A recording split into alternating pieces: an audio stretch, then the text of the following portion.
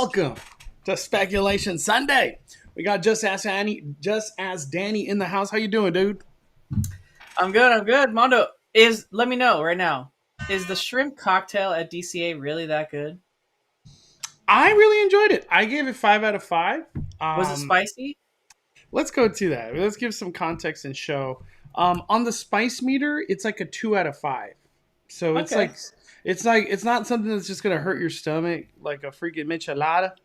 But this right here, it is good, dude.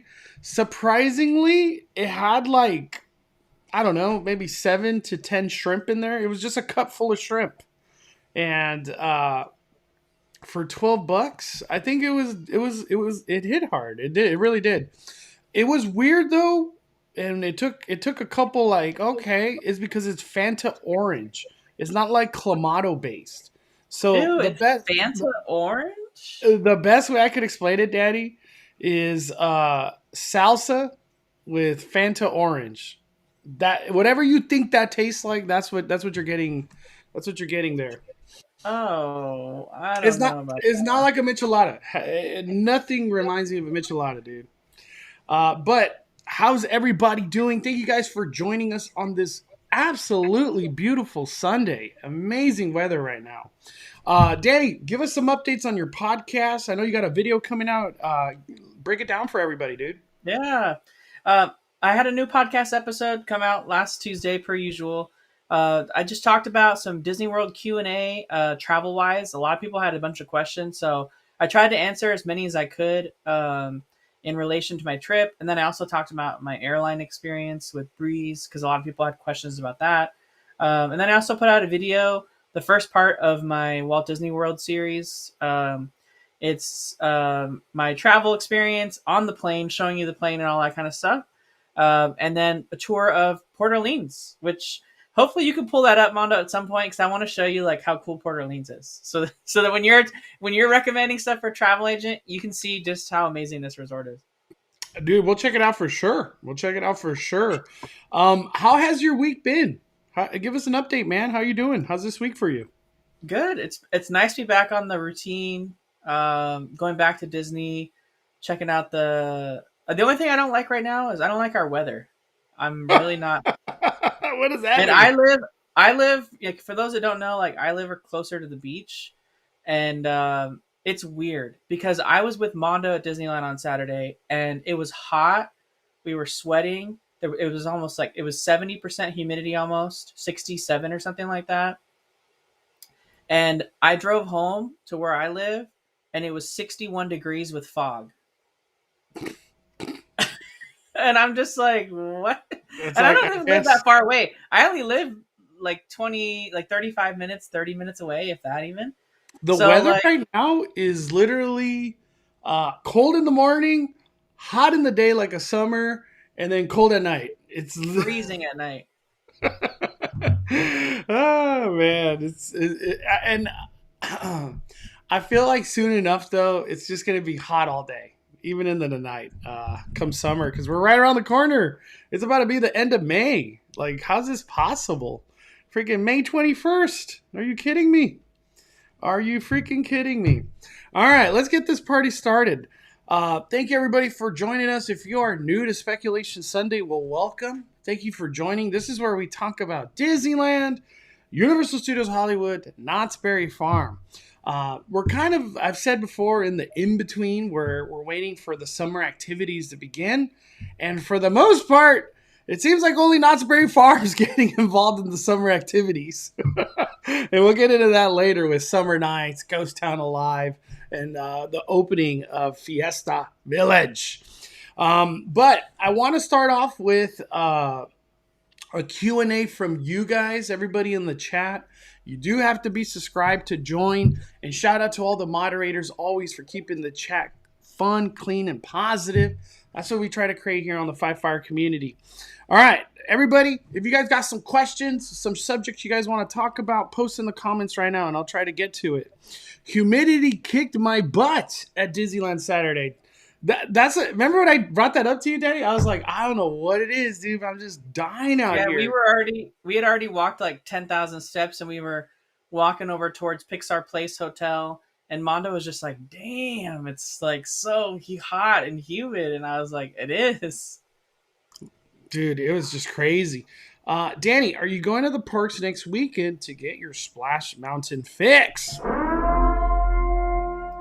Yes, I was hoping to go with Mondo on Sunday if we can figure it out. Yeah, I'd be down. I'd be down. Fast X box office not looking good. Didn't it make like 300 million or something? I don't know. Yeah. I, It I'm made not it. too in tune with the Fast. I'm almost like if I don't watch it in the theater, it's okay. I don't know. Yeah. Yeah, I think I will watch it in the theater, but as of right now, I don't know. I'm not motivated. I'm kind of like Little Mermaid because that's the big one coming. That's the coast, Danny. That's the coast. I live in Laguna for 30 years on the water and across PCH. It could be foggy and sunny on the beach side. Oh man, what's up, Nikki? Enchanted, we live. All right. We got Zaman. Hey Mondo, I think Star Wars Hotel is closing. Sucks. But what would you want Disney to change about it, or how would you change it up? Super loaded question. Honestly, there is no answer. It was such a specific niche thing that, like, I don't even know how you incorporate that to anything related to the theme park because people had to get transported in this like box truck from the Halcyon to Batu. I don't know. I really have to say that there's going to be a lot of brainstorming to that question. Uh, yeah, I feel like for right now, I don't have an answer. Let's see. I'm just reading through the comments. What are the best days to go to Disneyland? What do you think, Danny? Best days of the week, probably Saturday, Tuesday, and Thursday. I was just gonna say, just look up when the lower magic keys are blocked out. That's probably your best bet. I know that sounds kind of mean, but it's just only the higher keys can go. Um, that's usually like Saturdays. If I had to take, I always say Saturdays are good. People think Saturdays are busy. They are, but not like a freaking Mondays are the worst these days. How's the weather been? You said hot and humid during the day and cold at night. Yep, it is. It's been beautiful though. I enjoyed this weather. Any news or updates on San Francisco? Just construction. What do you think about the construction that's happening around the Boudin factory, Danny? I think they're just painting on the other side that we haven't seen yet, right? They got to remove all the regular San Francisco theming that they had going on there, and they got to theme it somehow to San Francisco. So put in some nods to different things from the movie, like we saw on the other side. So I think they're just doing that on that side, and also, I don't know if we're gonna see the end of the bakery tour. I feel like if they're gonna make it Lucky Cat Cafe, I feel like that could be like a really big like destination, right? For a lot of people, that could be a huge like queue. So maybe they want that indoor space. Maybe they want that um, like more dining in there. They already have some dining in there, but like maybe just removing the bakery tour altogether, or maybe they keep that because they kind of like make it like a Lucky Cat Cafe thing, and they still make the bread. I don't know. So that's like where we're gonna. I mean, I can assume right that the Rosie O'Donnell like call-in show part of I it will thought that go was away. weird when we walked in there yesterday. I was like, Rosie O'Donnell at Disneyland. I'm sure It's just that'll go away from the OG 2001, but I hope they don't get rid of the bread because I love the bread. yeah.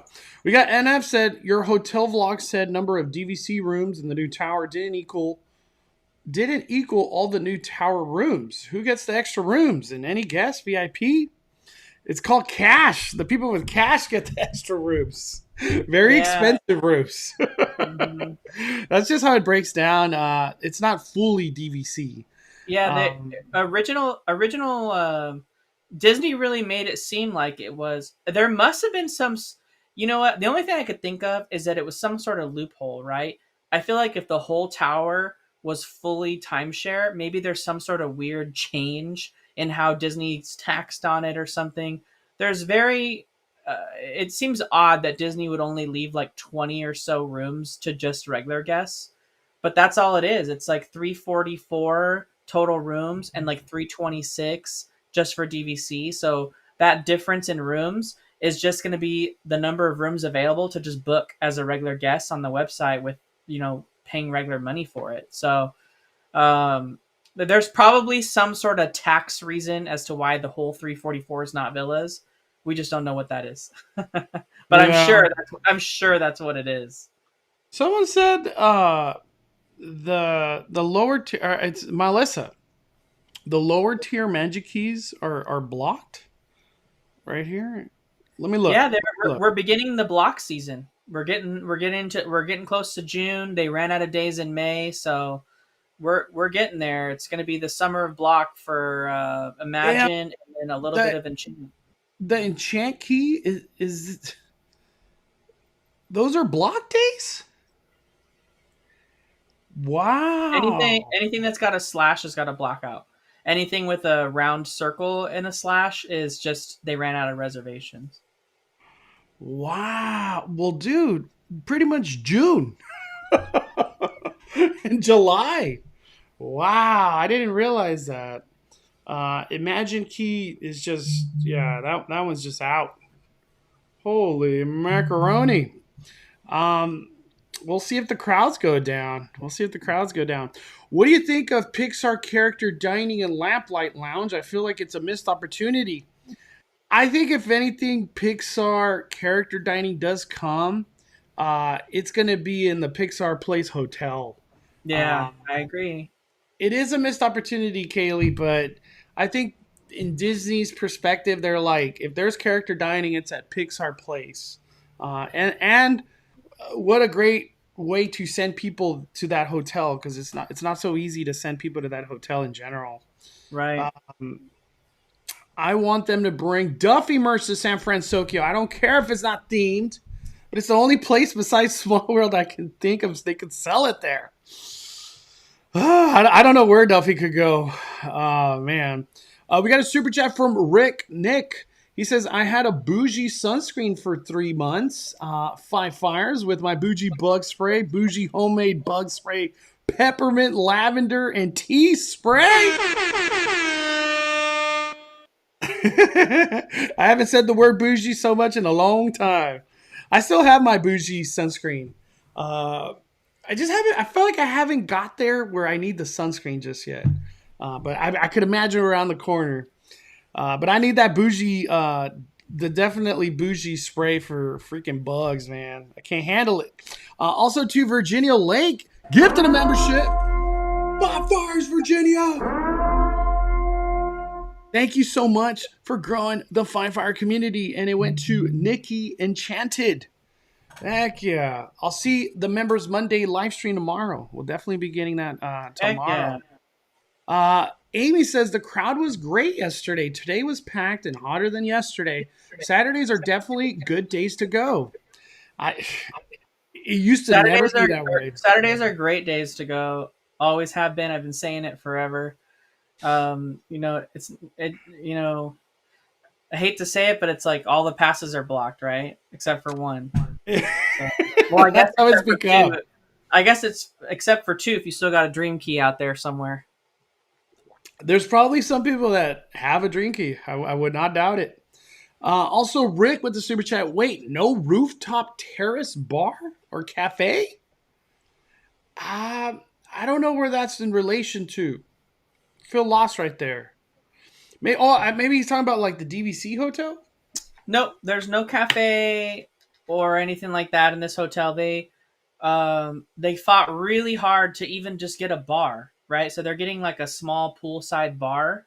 And that's going to be kind of underneath the building because this building's a little weird in the sense that like the majority of the lobby downstairs, like I would say a quarter of it is all that the lobby is. And that's the only like indoor portion. And then the rest of the building on the bottom floor is really just a pass through to the other pool because the building is a giant letter T, right? So think of it as a letter T just like sitting down. And so there's a pool on the left side of the shape of the T, and the whole underside of the building is really just a shaded cover for the pool. And then that bar area will sit underneath there and then lead you out into the other pool. But Mondo and I found out yesterday too, another fun thing was that the pool is going to be shared with a regular hotel. So if you got a regular Disneyland hotel room, but you don't have the money to be buying those villa rooms, or you don't have DVC points, you don't worry. You can still use all that awesome new pool area they're going to have, that new Steamboat Willie splash zone. Check out the new little bar.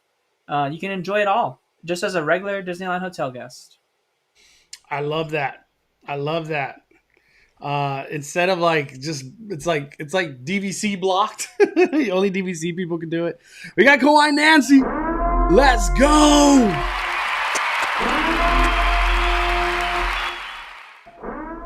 Kawhi Nancy with 23 months of membership. I had the lowest Imagine, but I'm okay. I plan on Knott's this summer. Soak City, Ghost Town Alive, Fiesta Village. Yeah, I was just at Soak City. I can't wait to talk about it. It's true. Knott's is bringing the summer fun, especially for the family concept. There's a lot to do at Knott's. And we'll be covering it. I can't wait. But thank you so much, Kawhi Nancy. Let's go. Let's see. We got Kimberly. They are planning on building a rooftop bar for the new Earl of Sandwich location. Earl of Sandwich with the rooftop bar? I don't know. I don't know if Kimberly meant. I don't know what she means by that. But so where Earl of Sandwich is now, which used to be La Brea Bakery, that's going to be Portos. But they're going to demolish the building and they're going to build a big multi-story Portos. And Portos is going to have a rooftop bar. Maybe that's what she means. Oh, okay. So Portos is. Yeah, but I don't know. I haven't heard anything about Earl of Sandwich staying around at Downtown Disney after they close when Portos is going under construction. So I don't know. I mean, I'd hope that Earl of Sandwich comes somewhere in those new restaurants and shops they're building on the east side, but we'll see. Do we have concept art from Portos or no? No, we don't know what it looks like or anything. We only know that it's going into the current space of Earl of Sandwich's temporary location. And it's going to be a reimagined space. Wow. Let me ask you this. Do you think Portos just dominates the cuisine? Just dominates Downtown Disney? Because it has the following behind Portos is just so massive, dude. In this Southern California area, freaking Anaheim area, people are going to travel to Portos just to go to Portos. It's not even Downtown Disney related. But now it's like a benefit of like, hey, we're at Downtown Disney too. I feel like Portos is going to dominate, Danny. It's just going to absolutely dominate that area, dude. Yeah, I mean, Mondo and I were talking about that because, not that long ago, gosh, I don't even want to, like, even pre-pandemic, really, at any given day, you would have a massive Disneyland Resort ticket team, right? There was the ticket takers and the ticket sellers. And the ticket sellers worked in the booths, and the takers obviously worked at the gate. Every single day, all 8 ticket booths were open except for one. And one of those booths was used like for other purposes, right? But every single booth had a line and had people waiting at it. And now we only ever see like the 2 booths on the left-hand side of the Downtown Disney side open, and none of the other ones on the other side where like the Toy Story buses are. So does it make sense for Disney to just get rid of those booths, right? They don't really do them anymore, right? All tickets are digital. They're in the app. Like, most people buy tickets on the app. Like, what do we think? Like, can they get rid of those ticket booths and expand Downtown Disney just a little bit more? Honestly, the way it is, Danny, like how you're saying, they could just keep the ticket booths on Harbor side, and the ones that are on Downtown Disney side could just go away. I don't even know the use of them anymore. Mm-hmm. When it seems like the one things they're kind of doing is maybe dealing with payment issues or because it's not like they could give you a reservation right then and there. You know what I mean? What are they going to sell you a ticket? They can. You have to buy your ticket online. Yeah, Yeah. I could see that. All those ticket booths. But then, like, all I'm going to say, Portos is going to dominate downtown Disney. It's like if In and Out came, why would I ever go to any of these other restaurants? I'm going to In and Out every So single time. It's like so the In and Out rule. going back to what Kimberly Moore said. Just because Peter actually messaged me and gave me a little bit more clarity. So Portos. So just to clarify for the chat again and everyone watching, so Earl of Sandwich right now where it exists temporarily, that's going to be Portos soon. Portos said they're going to have a multi-story building with a bar on top.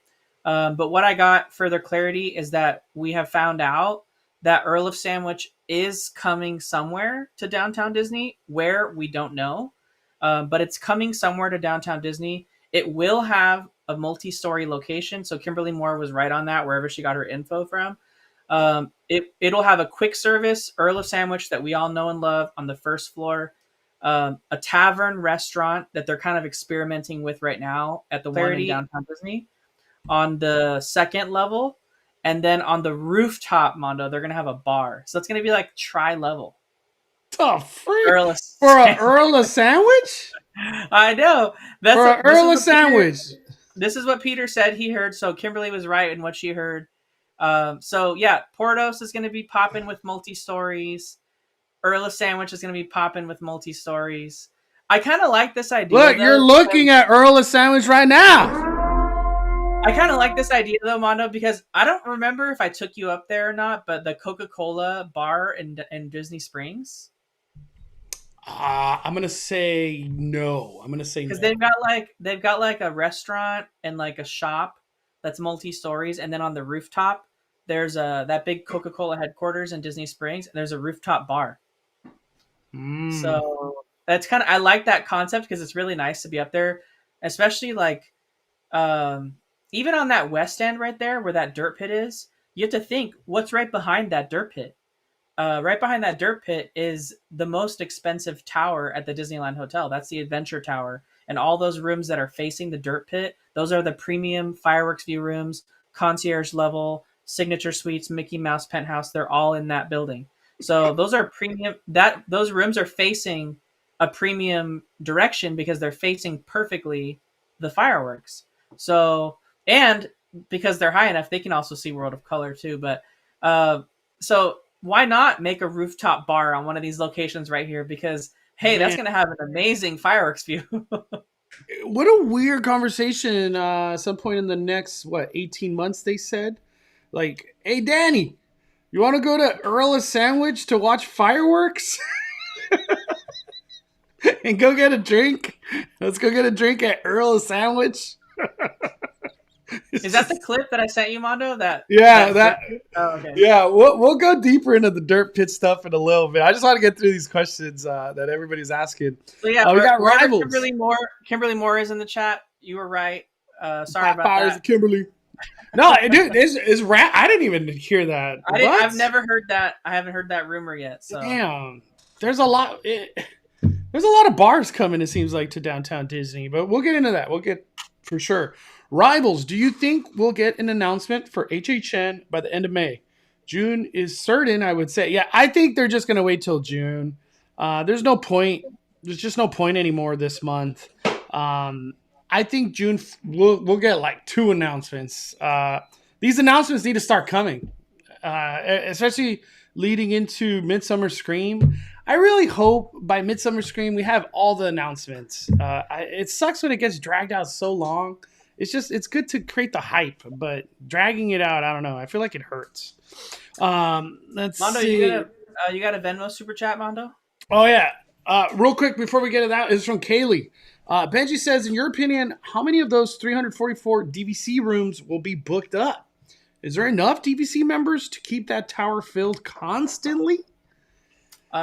Yes. Benjamin, there's thousands and thousands of rooms at Disney World, and they're always full. And the lady, um, the lady that we were talking to yesterday said that the Grand Californian only has like 40 available villas at any time, and they're never not booked. They're always booked, and that's the only option that people have for California. So, if you're a Disney Vacation Club member, you can use your points at a ton of different places in Walt Disney World.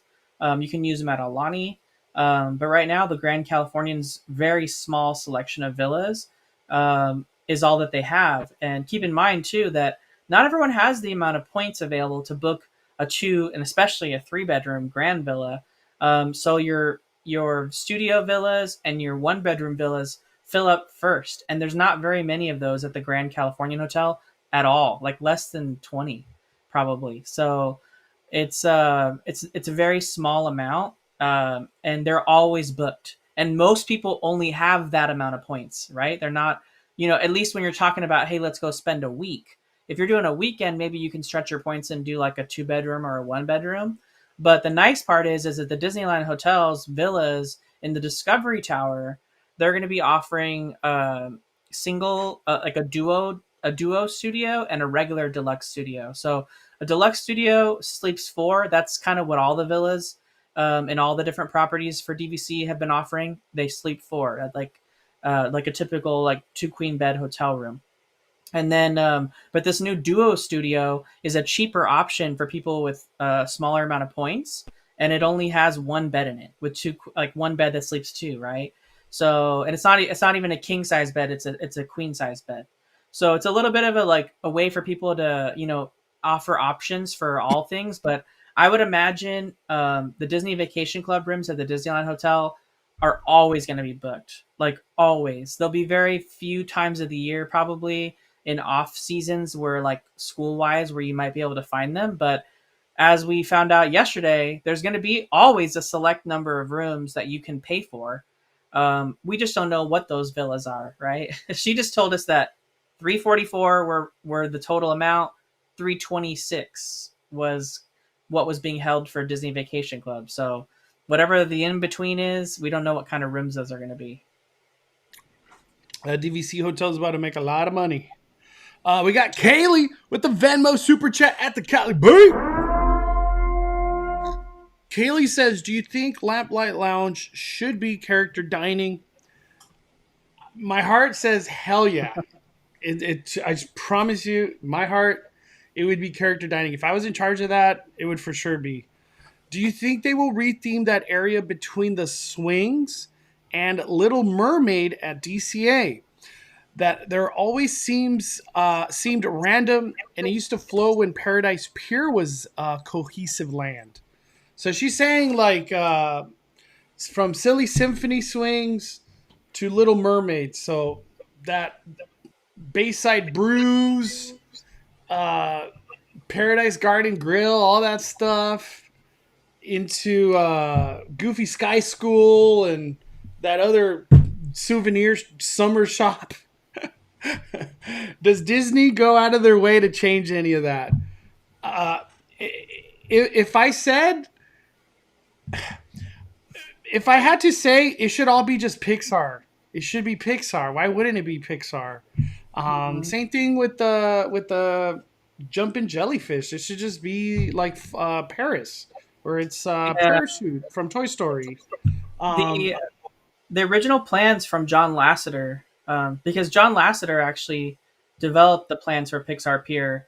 Bob Chapek, he initiated a cheapo version. Well, in actuality, John Lasseter had always had plans for a full Pixar Pier that went from where it starts now all the way to Little Mermaid. But they went with a temporary overlay Pixar Pier for Pixar Fest, that they were going to just do a temporary overlay. And then Bob Chapek was just like, wait, can we just make this like a little bit better and make it permanent? And that's what they did. So they kind of went the cheap route. But I swear, I know, Mondo, I have seen artwork. I don't know where, and I've looked for it so many times and I can't find it. But there's artwork. Check this out, dude. This is from mousesteps.com. There it Yes. is. That's it, dude. Right? Am I tripping? Well, there I saw artwork, actual artwork, and I forgot where I saw it. Um, of John Lasseter's Pixar Pier that never got built, and it showed like the Golden Zephyr. Yeah. It showed that as like a ride that was themed to like Zurg, Emperor Zurg from Toy Story, like Buzz. That was like themed to him. He had a theme with him on it, and he was like a big thing on it. And then like the parachute like army men for like jumping jellyfish, and I don't remember what it was for Goofy's Sky School or anything like that, or Silly Symphony Swings, but I remember distinctly seeing like a Zurg theme for like Golden Zephyr. So it did have plans. John Lasseter had like cement plans to turn it into Pixar Pier, but we didn't get that version at all. So they went with like a cheap version. It's so I just think weird. it's funny that to this day, the Incredicoaster cars are only vinyl wrapped. They're not even painted. They're vinyl wrapped because it was supposed to be a temporary overlay, and then Damn. and also the Knickknacks shop and Lamplight Lounge. There's like a border on the top of the building that's like yellow, and it has like blue silhouettes of like all the Pixar characters, kind of like the big over awning has. Hmm. That's also vinyl wrapping. They just literally vinyl wrap stuck it to the wall because it was supposed to be again a temporary overlay, and it started looking really bad not that long ago. It was like turning white because vinyl wrapping's not like permanent. You know what I mean? Yeah. So it's it's interesting to see how Pixar Pier will hold up because it was not really fully meant to be a permanent thing. So Yeah. When I go back and look at this concept art that Mouse Steps put on their website, it was in the blue sky cellar. They just purposely leave out the pretty much the specific spot that Kaylee's talking about. Silly Symphony Swings to Little Mermaid. yeah, They're like, we're not even gonna go that way. Like Pixar Pier ends here. Oh man. In all reality, it looks like that. It really does. It really does look like that concept art. We got Rick with the super chat. I grew up going to Disneyland once a year, and I was grateful. Do you think the public is expecting too much these days, making it too hard to keep them satisfied with movies, parks, and merch? Fire punch. What do you think, Danny? That's a very good question, Rick. I think there's a little bit of that. Yeah. I think some of the stuff that they've done, the expectations that they've set are their own fault, right? Like we D23. we not only that aside, just like things like Pixar Fest and like the Get Your Ears On celebration, where we had just like amazing, like Pixar Fest and Get Your Ears On celebration had such fire food offerings that to this day, like Unmatched. more than 5 years later, we're still selling the food that was invented for that temporary festival that we had over the summer. Like all the cake pops and everything, and all the character apples that we've had that are Pixar themed in any of the candy shops and stuff like that. Those were all first debuted during Pixar Fest specifically. Look at Like this. the Doug 2018 K-pop. still being This, sold. yeah, Daddy. that was first put out at Pixar Fest. That macaron still being sold to this day. That rainbow cake, they sell it in so many different variations now. It was created for Pixar Fest. Like so many things were created for Pixar Fest that are still being done. And I think a big expectations are is like none of their food festivals or even their like 100-year celebration, like they didn't come out with really anything that was super notable, and certainly not notable enough to be carried on into the future. Oh my gosh, that burger pizza from Alien Pizza Planet. That was Yeah, like the the only burger pizza that pizza. I loved. That was so good. That was so I good. remember I was like, this is gonna be nasty. It was delicious. It was delicious. It was delicious. So like I think there's a little bit of that. Like they haven't lived up to like the creative teams in the past as far as food's concerned. Um Also like what Mondo was saying, they set really big expectations. I think the biggest one recently was like showing us everything that was going to happen to Epcot, and then just completely murdering everything that happened. Like, I mean, Epcot got a lot of really cool stuff, and it's still getting a lot of cool stuff. But compared to what it was supposed to get, it's really devastating. Like, especially since they tore down so much of a historic part of Epcot to make this amazing new addition, and then we're just like, we're not doing it anymore. We're just going to put something plain there, and it's just like, okay, well then why did you take away this massive fountain of nations that was there from the beginning if you're not going to put anything cool in its place? Yeah. Like, there's like all these things that, I think there's a little bit of both. Like, people have high expectations, like, but we have things like, Avatar, the World of Pandora, like that lived up to everyone's expectations. I think it actually blew it out of the water.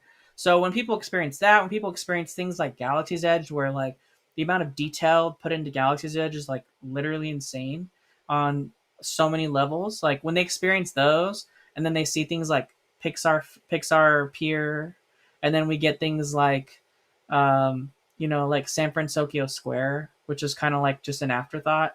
It kind of is a little bit of a bummer, I guess you could say. So I feel like it's like an equal. Like there is some like expectations maybe that are a little too steep from some people that just want new all the time.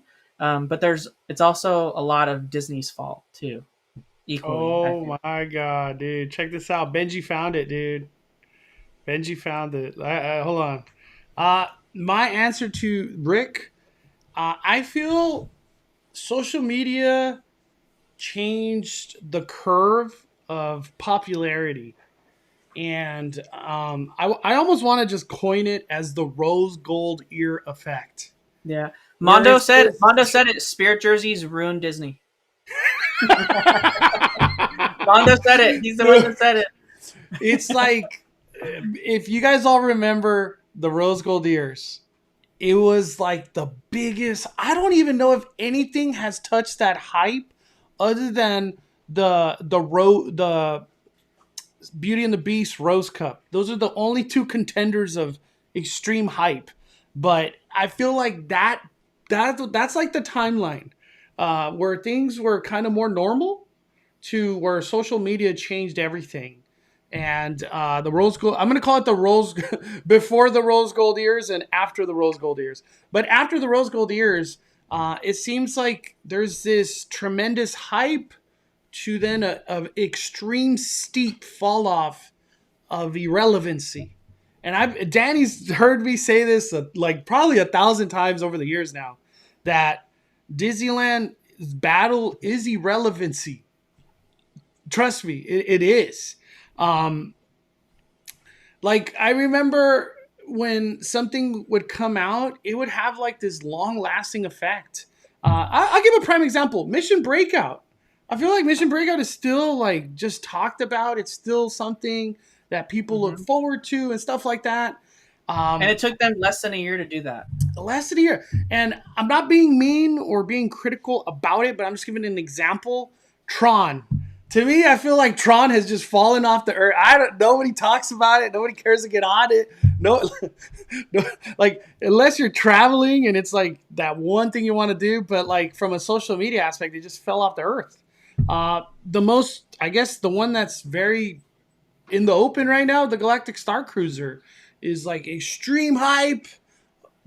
All that stuff, it's sunsetted. It's hard. I feel like for Disney, the relevancy curve is just so steep now.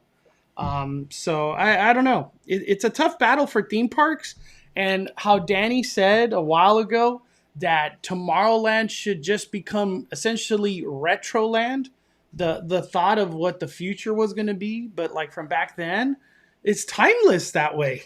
You don't have to keep up with tomorrow. It's you're just in this tomorrow of what they thought back then. I love that idea, Danny. Even though it sounds like weird to say Retroland, it's kind of what it's become. Yeah, But we got a I was gonna say, gifted membership from Arlene. oh She sent it damn, to. It went to Ivet GA.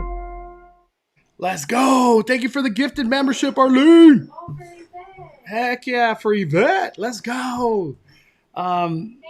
Heck yeah, thank you so much, Arlene. I feel like I could keep going on and on with this topic, Well, but what I was gonna say, Danny, I think things would be a lot easier if Disneyland had land.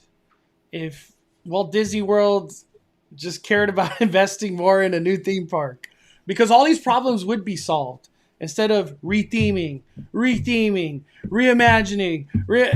Let's just build a new thing. Let's build. Look what Epic Universe is doing.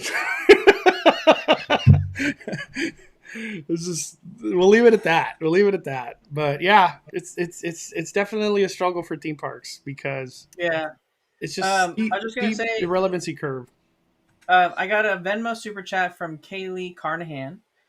She said, "Is there a duplicate ride?" This is for you and me, Mondo. Is there a duplicate ride at Walt Disney World that is done better, in your opinion, at Walt Disney World than at Disneyland? And do you do any character dining in Walt Disney World that you like? I've never done character dining at Walt Disney World. I wish. First of all, those character dinings are just sold out forever. Like, it's so hard. You did breakfast at Polynesian. That's character dining. Is it? But not when we went. They barely put that bread. What's that morning bread? The pineapple bread or something? Yeah. Oh, was it because you went during COVID times? We went to COVID times. Yep.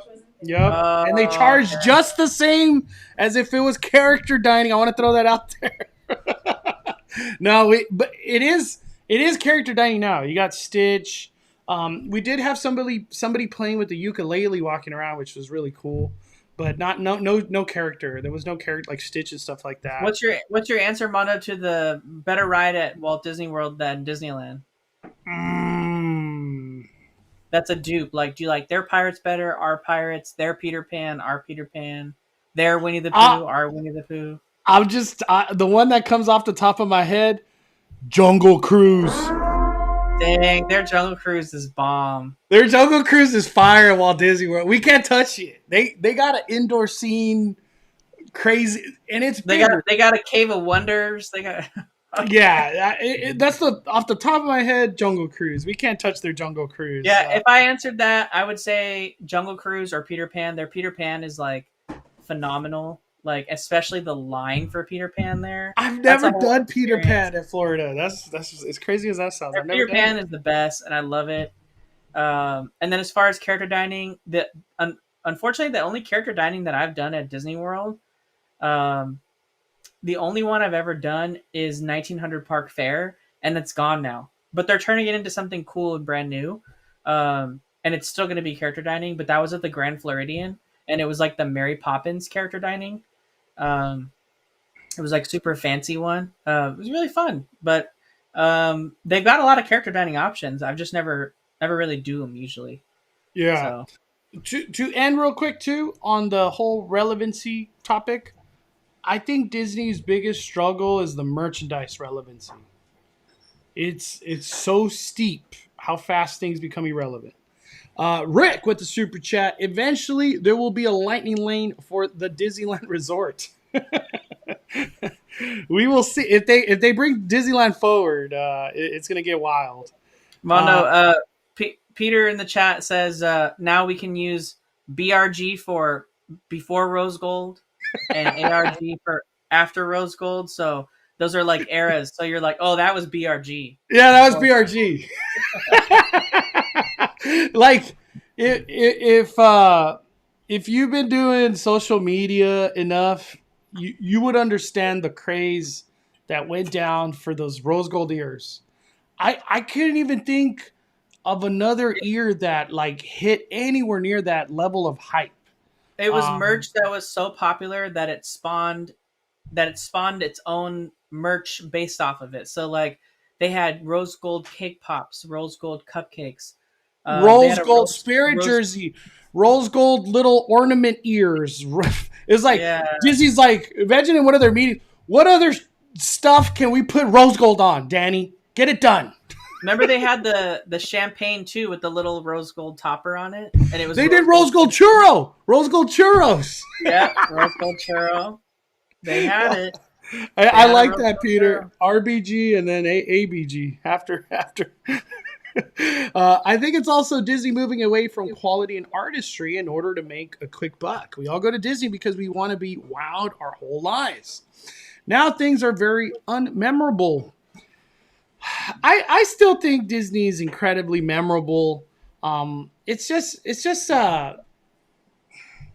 like I think at the end of the day, I always talk to people. I'll give a quick story. My girlfriend, one of her cousins went to Disney recently, probably like a month ago? Yeah, like 3 weeks ago. Yeah, like 3 weeks ago. And he's a total, like, he buys tickets, he plans everything, and he drops money like you wouldn't believe. And it's not that he's rich or nothing, but he like planned to budget and drop this money. At Disneyland. Yeah, he did 5 days at Disneyland. By himself.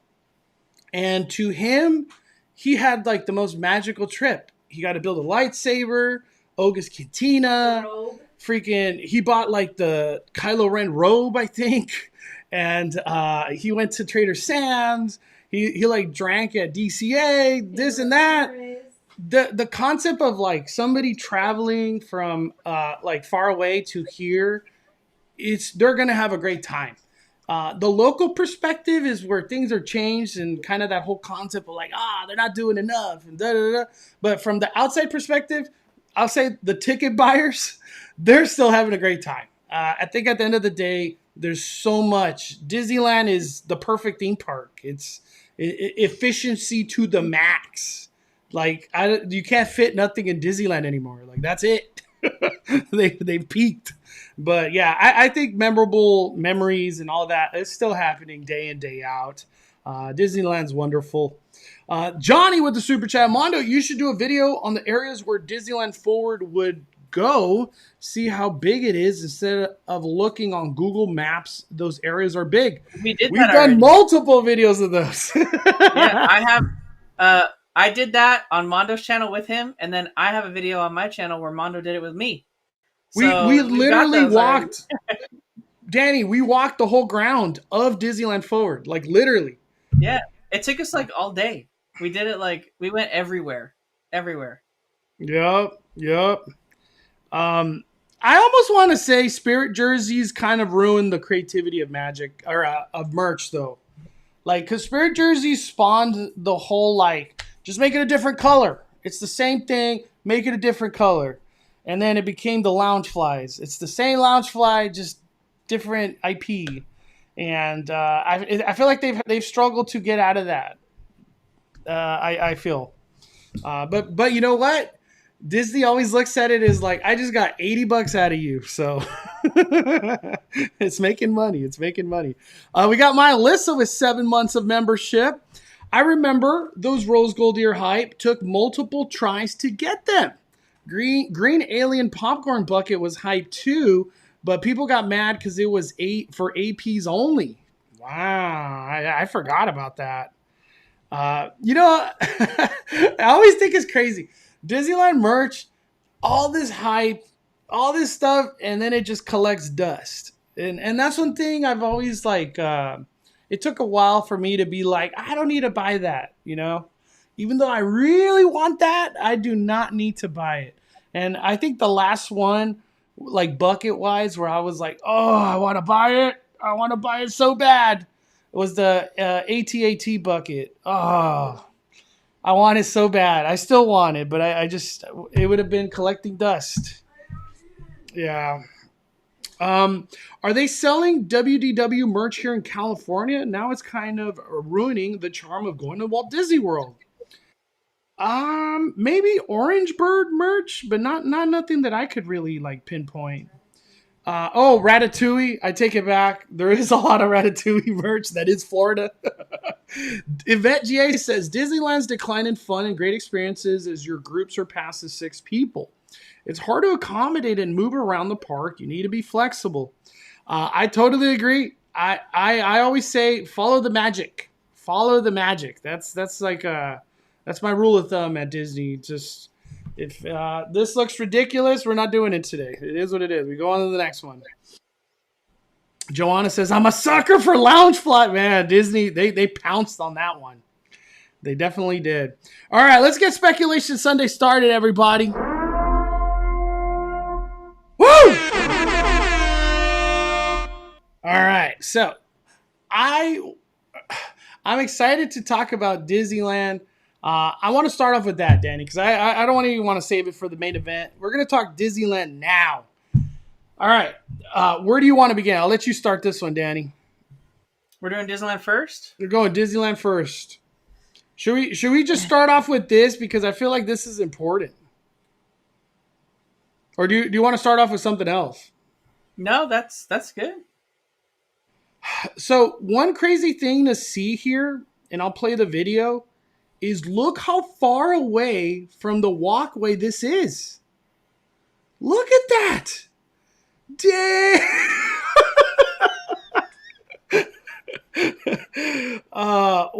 What's happening here, dude? Damn. Is there more buildings coming in between this, or Can you we pull up the literally concept don't art, know Marco? nothing? What are we gonna say, Daddy? Can you pull up the concept art? Yeah, I'll pull it up right now. Let's see, Downtown Disney concept art. Is it that like orange one? There's a bunch of different things. Or here, I'll just kind of I'll do it in this mode. All right, is it this one right here? Yeah, that one. So those are the buildings, and then you can see all that space in between in the walkway. They got a stage for live entertainment. They have a big grass lawn, and then they have another kind of open space on the side over there with a little shop. So there's a big space between that and the shops. Lot of space. Here's like a closer look at it. Is this grass what we're looking at here? Yes. And the stage behind it. That's not in that photo. So there you go. That's it. And we don't even know what these stores are going to be, I guess. Let me see. Let me bring up the other concept art they have here. This one. Right here. I'm guessing this will start getting built soon, right? This right here. Yeah. And then don't forget that new Downtown Disney logo too. We gotta debut that soon. And then for some reason there's Turnstiles. What is it called? Turnstiles. Why would there be turnstiles there? I don't know. It weirds me out. Do you think this is a DCA entrance? I couldn't tell you. I've questioned since the first day they showed that to you and me at that media event why there was turnstiles there. Why is there turnstiles? Unless those are for Disneyland Forward. All right, Danny, what do you want to talk about Disneyland, man? Well, I kind of wanted to talk about not necessarily like when we're just on the topic of Disney. I sent you some screenshots. It's an interesting time period, right? Because we're getting rid of everything that debuted in the Chapek area, right? We just announced the unfortunate closure of the Star Wars Galactic Star Cruiser, which was almost a total Chapek project, like as far as he oversaw it, right? Obviously, there were a lot of other teams involved, and I'm sure a lot of changes from what they originally wanted it to be. Harmonious, a full Chapek thing, that was a big part of Epcot's new debut, and that show was supposed to run a lot longer. And I actually sent Mondo a photo. Do you want to pull up a Bio Reconstruct's Yeah, Twitter got her. account? Let's see. Harmonious was a multi-million-dollar massive show that had massive infrastructure put in place, 4-story high fountains, like fountain TV screens that were like, play from every angle, just this epic show. Are you pulling it up? Yeah, at the for some reason it's not bringing it on my computer, but I texted to myself. It's weird. I don't know why. It's like not loading. I feel like it disconnected or something. Hold on. Share. Can I share? There we go. I'll just like airdrop it to myself. And airdrop just doesn't want to do it. There it is. Just copy. Yeah. There it is. All right. Here we go. Got it, Danny. All right. So this is Bio Reconstructs Twitter. So I want you to click the deconstruction photos. So this is important because this was a massive show they spent millions of dollars on, and this show was only in production for 1.5 years. It was absolutely made for longer than that. And look at Disney right here. They're completely destroying the barges. They're not repurposing them. They're literally destroying them, like to the trash. They were only there for 1.5 years. Harmonious, or the big globe that they used for illuminations, that show was going on for like 25 years. Like, for them to just get rid of this after 1.5 years and literally destroy it, it's because they're probably trying to like write it off, right? They're destroying this, writing it off. So it's like, to me, this is really telling that they're like going through and like getting rid of all the things that Chapek like had a hand in. And I don't know if it's like Bob Iger's doing that, but like to see them just destroy it, Mondo, 1.5 years. They only had it for 1.5 years. And they just destroy it. Dude, I think a lot of people multi-million-dollar. A lot of people had the same thought of like, why don't these go to Animal Kingdom and the water over there? Why don't they just get repurposed somewhere outside the Polynesian resort? Put it somewhere. Disney looked at this project as obviously I don't want to say a failure, but they just look at it as like, this doesn't have a future in our business. We're done. Yeah. I don't know how for a company who repurposes everything. Why? What was the line that was crossed here that this can't be repurposed? I don't get it. Well, the thing is, I don't know. I'm not a big like.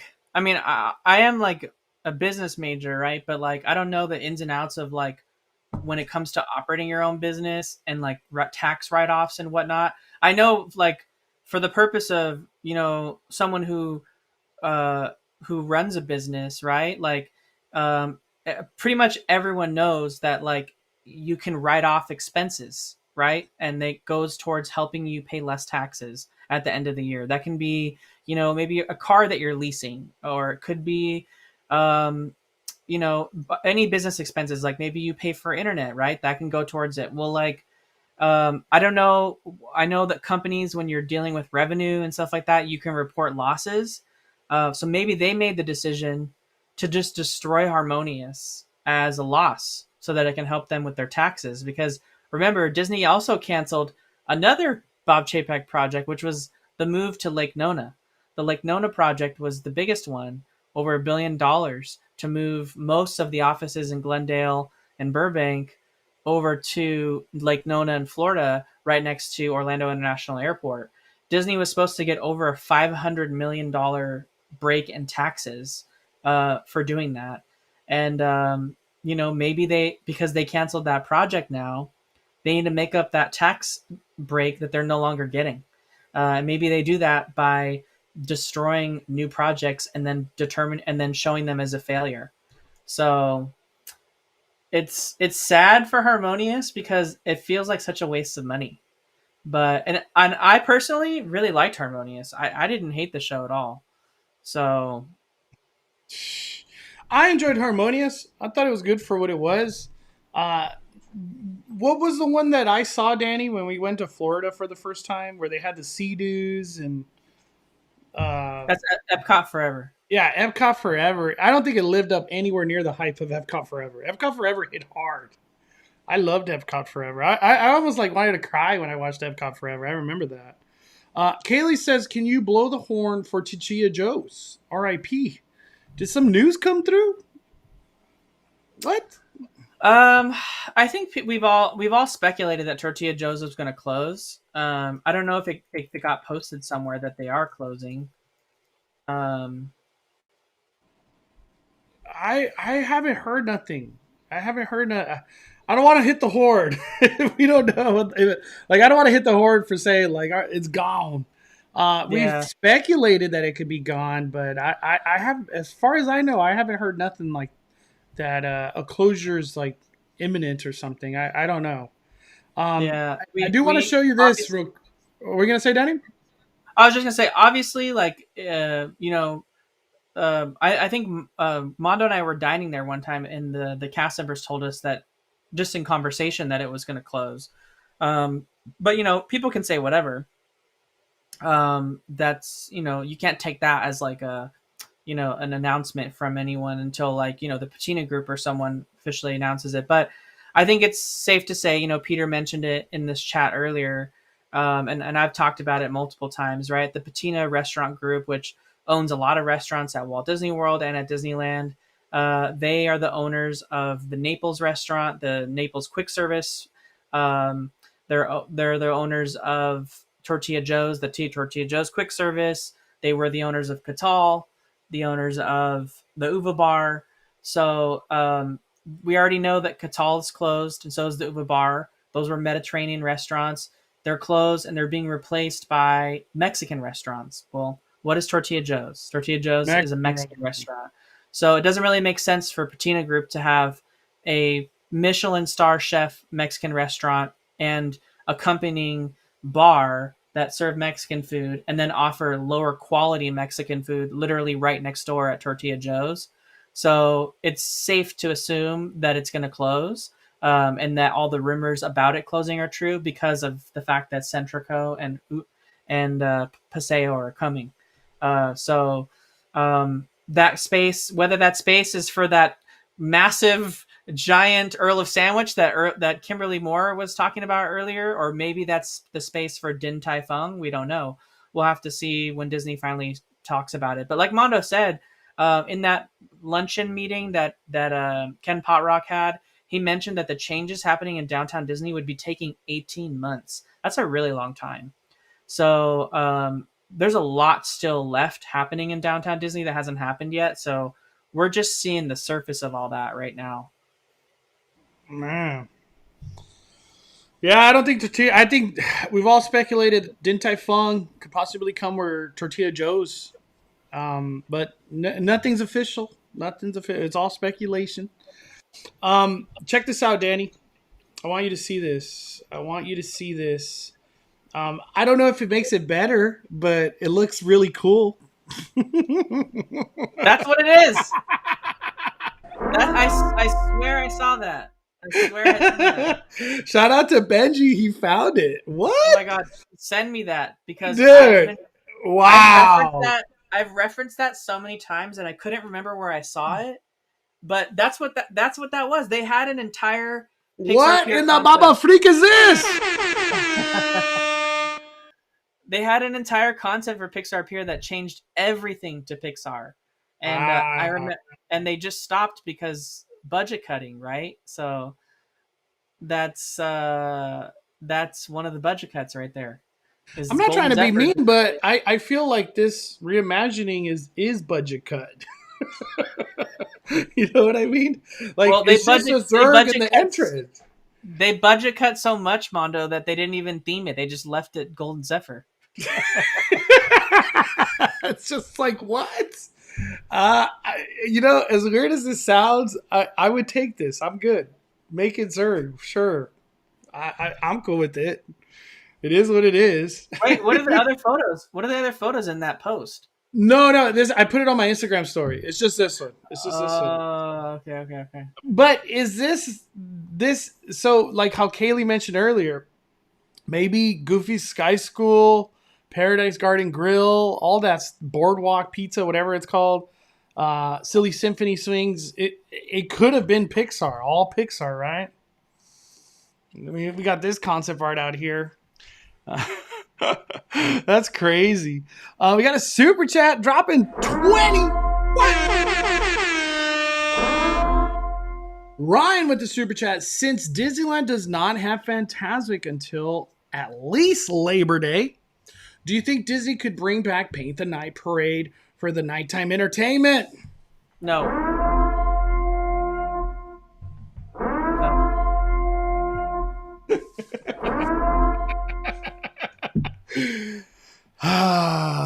Is there any way they call it the Golden Zerg? Any way Paint the Night comes back, Danny? What are your thoughts? Give us a breakdown on that one, man. It's for sure going to come back at some point, but it can't come back this summer, guys. Come on, you got to be realistic here. You have to have not only a period of time where you have the posting for all the casting that they need, then they got to hire all those people, then they have to train them all the choreography, and then they have to have rehearsals. That whole process alone would take more than a whole summer season.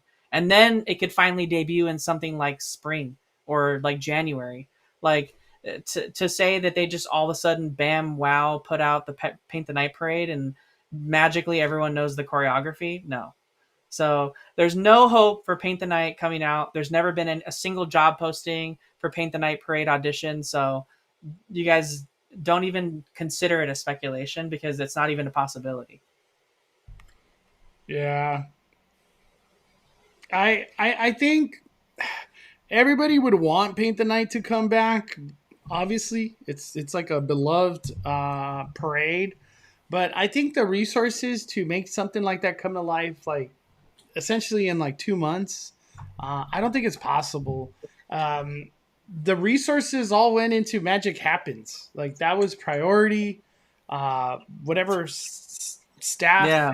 Train and bring. And we saw the postings for that parade like months and months in advance. Like they were hiring for Magic Happens. We were hearing the performers telling us they were having rehearsals, and then bam, we got the announcement that it was coming. Right, it all lined up. We haven't had any of that for Paint the Night, and trust me, if they were having that behind the scenes for Paint the Night, we would have already heard it by now. Yeah, I feel like something, or I'll give a good example. People that sleep at the Grand Californian, somebody would have heard the Paint the Night song. There would have been training happening. There'd be lights, all the lights that come with Paint the Night, like through the parade trail. Something would have already been like in the works. Like we would already have like a whisper. But I don't think it's gonna happen. It's gonna be Main Street Electrical Parade. I know nobody. They don't even have they don't have a crew for that. So we just got what we got. But if they could bring anything, I feel like Main Street Electrical Parade's like the Avengers, dude. They just and then theme boom. Park and things with Johnny. Theme Park and Things with Johnny brings up a good point too. Another reason, just to add into the nail in the coffin for Paint the Night. The entire ending sequence with Mickey and that weird gyroscope float, the entire song for that section of the parade is Zippity Doodah. And what's going on with Zippity Doodah that we know has been gone, right? They're removing Zippity Doodah from literally every part of Disney. It's no longer in the Esplanade Loop. There's no reference to Brer Fox, Brer Bear, anything. Zippity Doodah is Zippity part of the past, right? And to have a whole section of your parade singing Zippity Doodah, that doesn't really go towards the inclusion that they're trying to push forward here. So that's a whole other thing. They would have to redo that entire soundtrack and segment of the parade because it's all about Zippity Doodah. So that's just another reason why Paint the Night's not coming back. Do you think? I know it sounds crazy, but can Magic Happens go 3 times, or that's just unheard of? So then, like, one gets pushed into the night, essentially. I mean, I would say yeah, but the parade floats can't even make 2 shows. It seems. So I'm just trying to think of something. You know, we already got Magic. We already got Magic Happens. Run it one more time. I don't know. I feel like for the workers, it was that's a lot. They gotta be there so much longer. Steve A asks Mondo, where'd you get that hat? This right? Yep, Florida Destination D23. What is it called? Mickey's at Glendale. Yeah. Are you going this year, Mondo? No. We should do a live stream though, when all that's coinciding at Destination. I can't wait. Wait. Yeah, it seems like Destination D23 is more theme park news than D23 itself. It's a weird shift how that's changed. And Destination D23 could possibly be like Bob Iger talking. I would want him to be talking instead of Josh D'Amaro. I'm just saying. It's like, because like Bob, I'm not saying Josh can't move things. Bob is what moves things. So Right. it'd be cooler if it's him. But no, I'm not doing it this year. I would have loved to. It's just I have a baby. I can't make so many drastic decisions. Anything like from your end that you want to talk about Disney, Danny, with Disneyland? So in your video, you were gonna show us something. I forgot we were. Oh no. Yeah, in your video you said you were gonna pull up something that we were gonna reference, and now I forgot. I can't even remember anymore.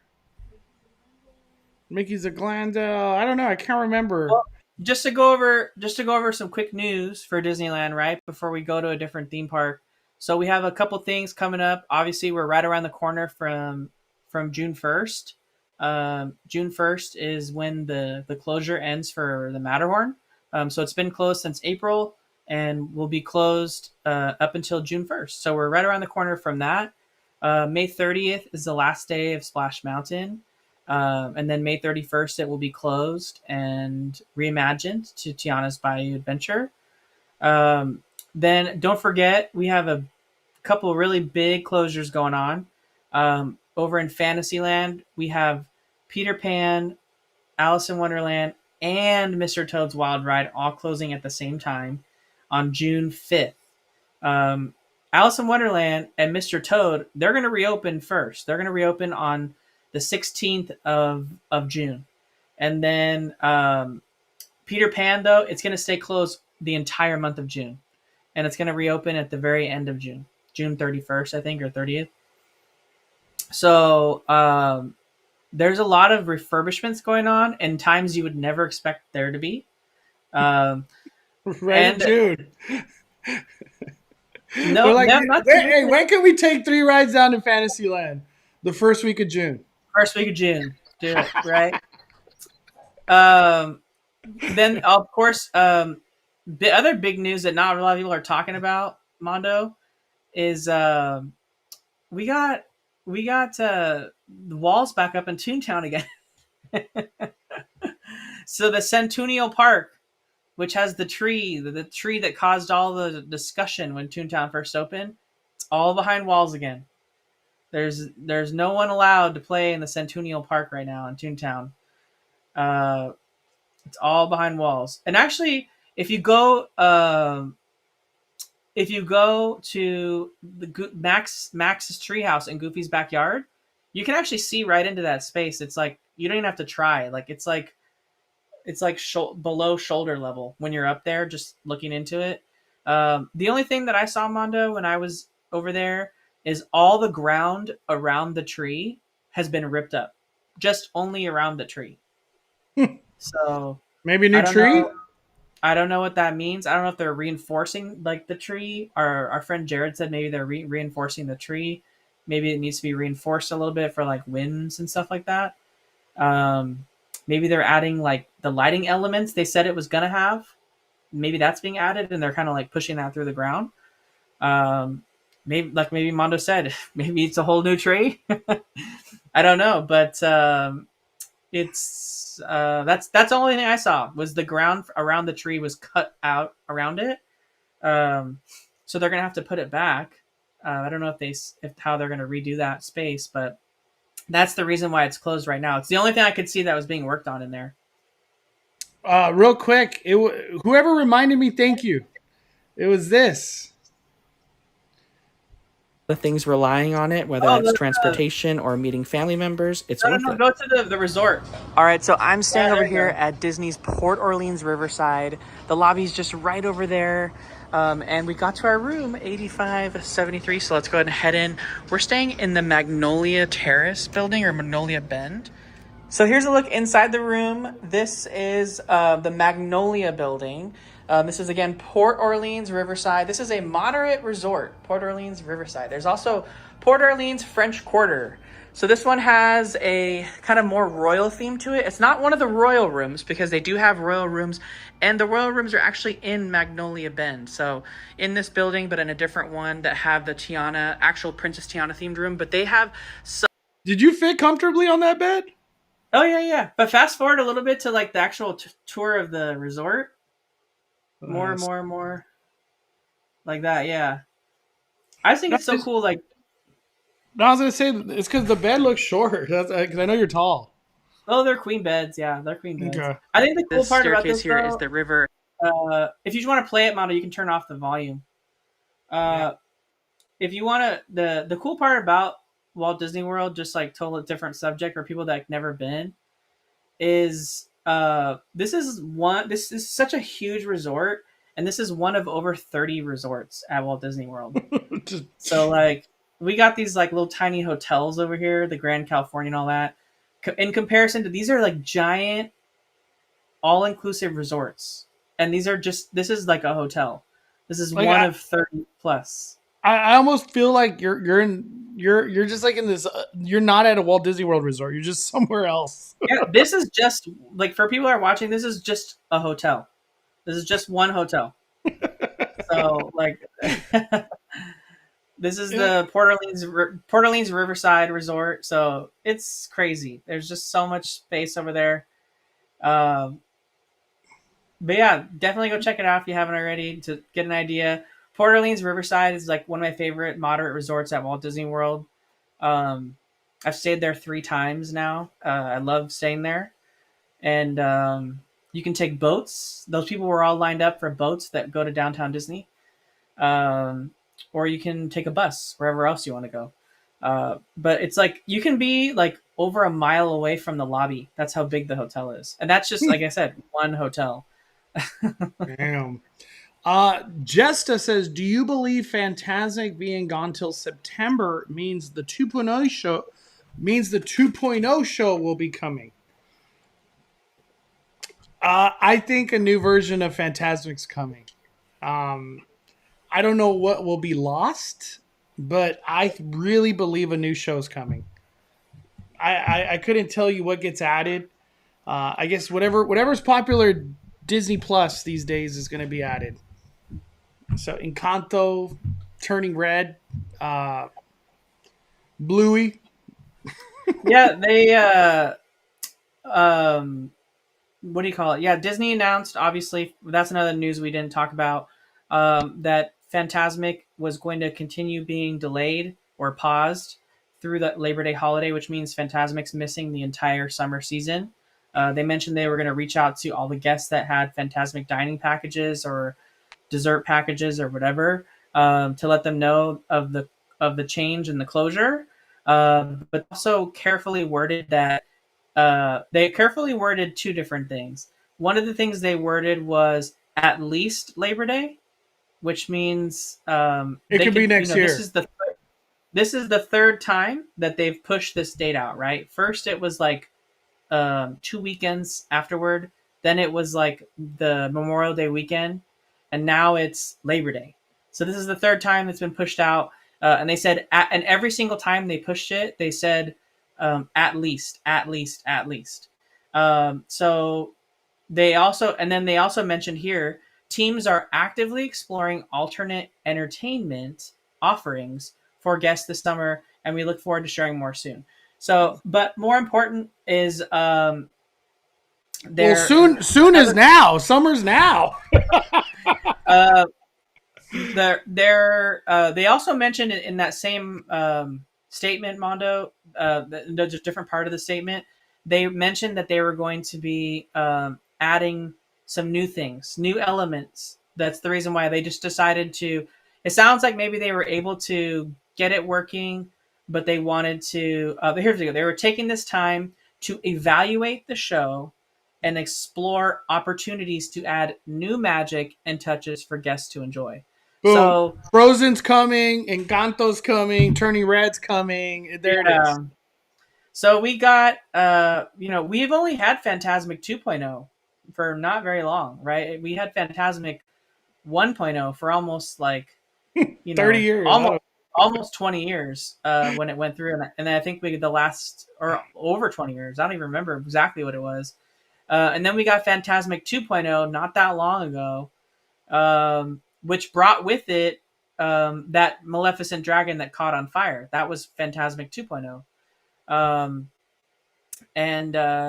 We didn't really enjoy it for that many years, to be honest. That dragon wasn't all that old, I think. So now we're going to have a newer version of Fantasmic. Is this Fantasmic 3.0? Is this Fantasmic 2.5? What is this Fantasmic? Do we even have a dragon? Do we even like a fire spitting dragon? Maybe that concept's gone for a while. I think it comes back eventually. Walt Disney World has our old version of the dragon, which is essentially a big giant Maleficent head and some fold out wings that's on a big stick that comes out of the ground, like a lift. And that thing worked pretty good for 20 some years, right? So Disney World's still using theirs. Maybe we go back to a version of a newer version of something more simple like that and less complicated like the dragon we had. Although, our dragon was impressive because it had a full body. Maybe it was just a little too much for that space. So they have to rethink it. Yep. We got Kaylee with the super chat. She says, "What do the parade performers do in between parades?" They hang out. Hang out. Yeah. Just relax. They get paid for a full day, but they get to just hang out between parades. Just relax. Get ready for the next one. Thank you, Kaylee. You know what they do, Mondo? They all descend on the cafeteria right when it's your lunch break. I know you experienced that before. Yeah. I got some good stories, but I won't say them. Yeah, they stay in the back lot or whatever what do they call the backstage? They stay in the backstage. Ian with the super chat. Did you hear Ken Parrock also said Imagineers are working directly with Cameron on Avatar at Disneyland Resort? It's gonna be exciting. We're thinking bold. That's the big word they keep using. Bold. Yeah, but the thing that weirds me out is they keep using the word experience. Why do they keep kind of throwing around the word experience? Can you just say land? Say land and I'll be more confident in it.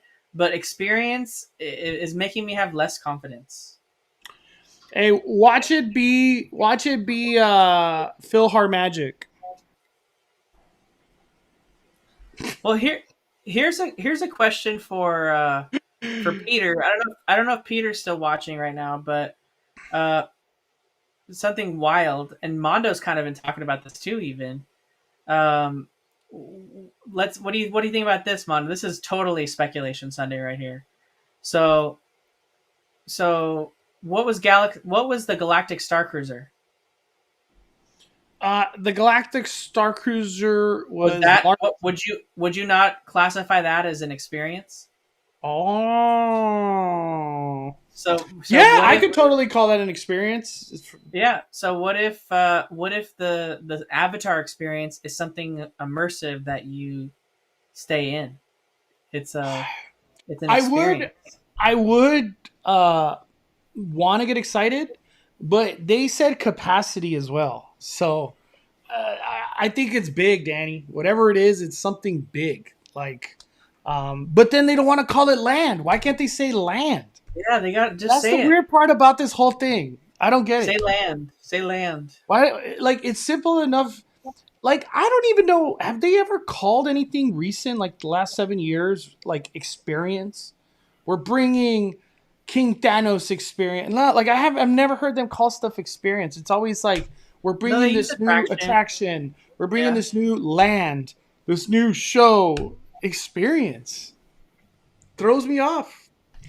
But we're getting the Galactic Avatar experience or some cruiser.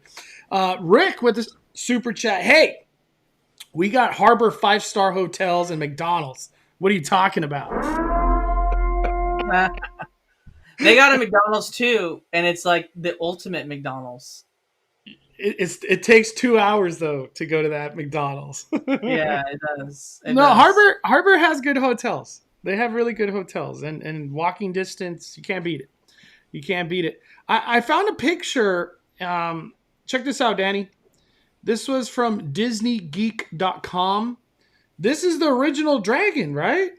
Yeah, they still have it in Florida too. It's just a big head on a stick, and then they drape that like curtain on it, and then behind it with the lights on it are the wings that are like folded out. So it's kind of like 3D a little bit. So like the wings are in the back, and then the dragon head's in front. So maybe this comes back. Maybe this comes back. You never know. You never know. It's a lot cheaper than a freaking animatronic dragon. So Peter responded, Mondo. He said, "I think Danny's onto something. I don't think it's an immersive hotel, but I also don't think it's just a land or a ride. It's got to be something different because they keep using the word experience, and it's on purpose. You don't use that word unless you're using it on purpose. Like, So, let me ask the chat. We got a lot of people in here right now. What do you guys interpret experience? Where can experience go? I'm just gonna throw it out there. Could it be a dining experience? Is it a Waterworld style stadium show? That's an experience. I would consider that an experience. Or is it going to be a land and a ride and budget cut it to hell? I don't know. I I don't know, dude. It's a tough one. We got Danny with the super chat. Live music party in Hollywood Backlot 7 or Hollywood Backlot 7 nights a week in June for Black Music Month. I have a feeling they transition to a Mad Tea party type after June. I have no idea. I gotta look into that. I'm so lost on entertainment at DCA. Like yesterday when we walked to DCA, they had the custodial doing the drumming. And remember, Danny, I told you, I was like, just like last week, I thought it was the Toy Story Army Men. I don't know what's happening at DCA when it comes down to entertainment. Let's see. But thank you for the super chat, Danny. Where are they supposed to put an entire land? Nowhere. There's no room. There's literally no room. Johnny with the super chat. Can we get In-N-Out Disneyland partnership? tons of people would want that. Dude, nobody would eat anywhere else. Nobody would. Anybody that's traveling out of state, their chance to get in and out on Disney property, it's game over. It's legitimate game over. I agree. The problem is there's a big problem on this too. I didn't realize until the other day. In-N-Out is like relatively really cheap compared to other fast food restaurants. Like significantly cheaper than McDonald's. Yeah, like which you compare it to Five Guys, it's like, whew. Yeah, it's significantly cheaper than like most restaurants, and they do that on purpose because they like to keep the prices cheap. And they do that by like offering fresh ingredients that don't have to travel very far. So they have like distribution centers that are like near where their restaurants are, so they can get the fresh food to them quickly, and they can keep prices down. I feel like if they operated a location in downtown Disney, they would have to raise their prices, and it like goes against their like business model. because the rent would be so high. I don't know if just charging regular prices would be worth it. Unless they build a 3-story in and out, so where they could just pack the house completely. They just, but it would just be too freaking busy. It would. I feel like it'd be not a good experience. When they say experience, I think of the new Moana walkthrough experience, and the wording scares me. I do think they go big, but that wording gives no confidence. Do you think they let Moana experience play out? And if that is successful, they just kind of replicate it over here? Avatar, Way of the Water, or what was it called again, the movie? What? Avatar Way of the Water, yeah. Oh, it is Avatar, Way of the Water. Yeah, we get a water experience over here.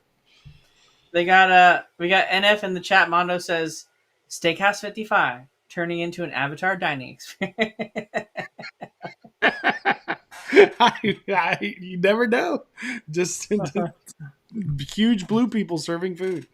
Bring back Electronica! Wrong one! We've been saying that for years. $10 double.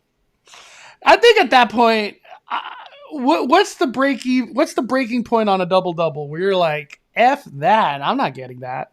Is it 10? I mean, a Big Mac is already almost $10.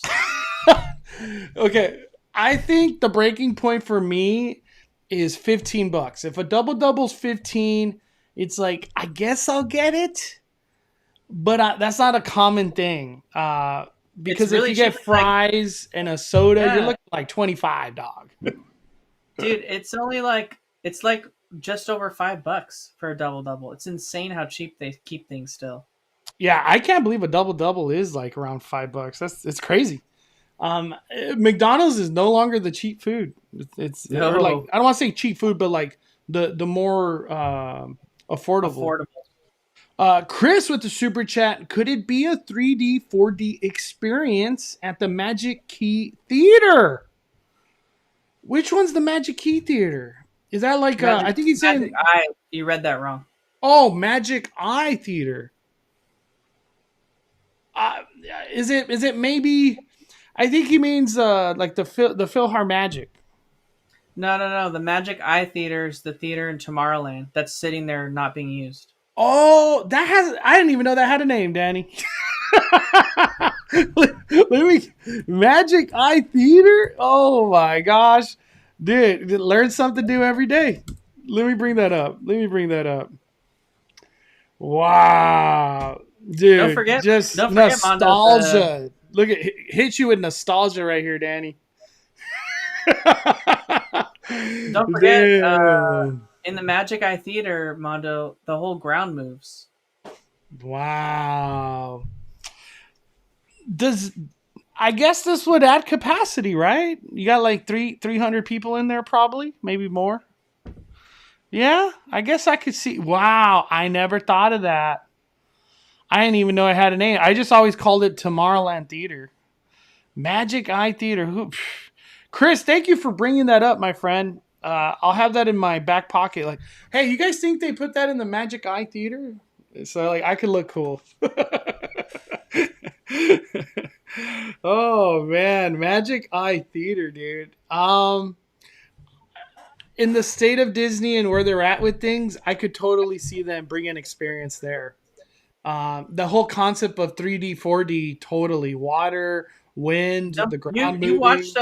You watched Captain EO in there, right, Mondo? Captain EO.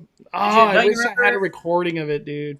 Don't you remember bouncing around in there when Captain EO was going? I remember. I was terrified of Captain EO because like when the I don't know what the name was of the big robot like monster was coming at you. It was terrible. I would close my eyes. I'd be like, I don't want to see this.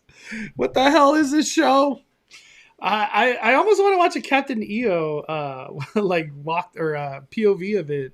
I don't have none personally, so I can't show. But like just later, I do remember Shrunk the Audience. It didn't hit as hard as Captain EO. Captain EO hit hard. That show hit hard. Would you be happy if Captain EO or if Avatar Experience is Magic Eye Theater? No.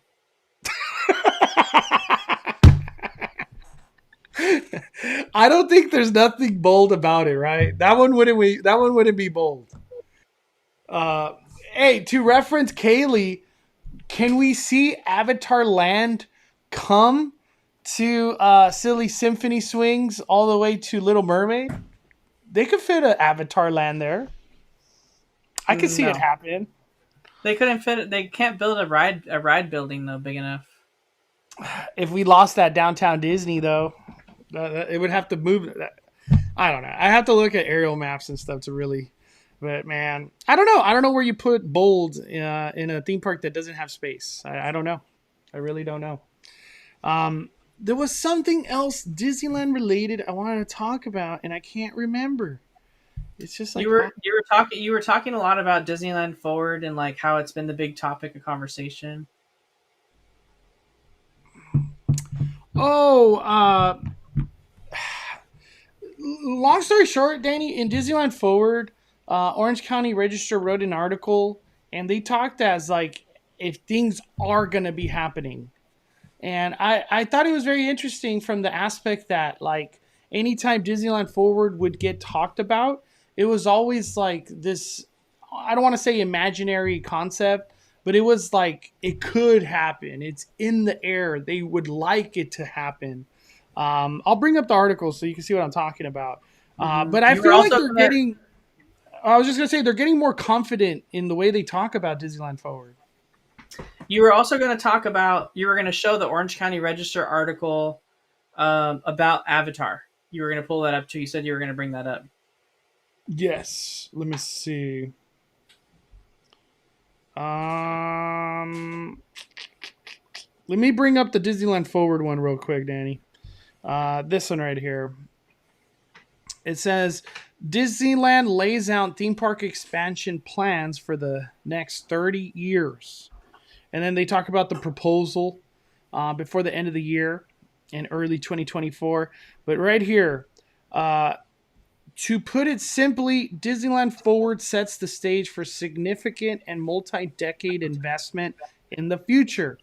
This is the next generation of Disneyland Resort, Pot Rock. When Disney invests, all boats rise and everyone benefits. Dude, there wasn't no talk like that on our last meeting. We went to Disneyland Forward. They're talking like we're ready to go, dude. Where is it? Here we go. The economic engine that is Disneyland Resort will be turning 68 years young in July. Yet we believe it has more potential than ever, Pot Rock said. When we work together, the possibilities are endless, and that is exactly what we are trying to do. And then what we would love is for those future innovations to have a spot here in Anaheim. Where's the other quote? I'm just trying to read the quotes. Right here. Back in the early 90s, Disney and the city of Anaheim worked collaboratively and on their vision for the next 3+ decades. Pot Rock. Together, we built this unique tourism engine, and the vision we had for continued growth of this community is quite honestly a marvel.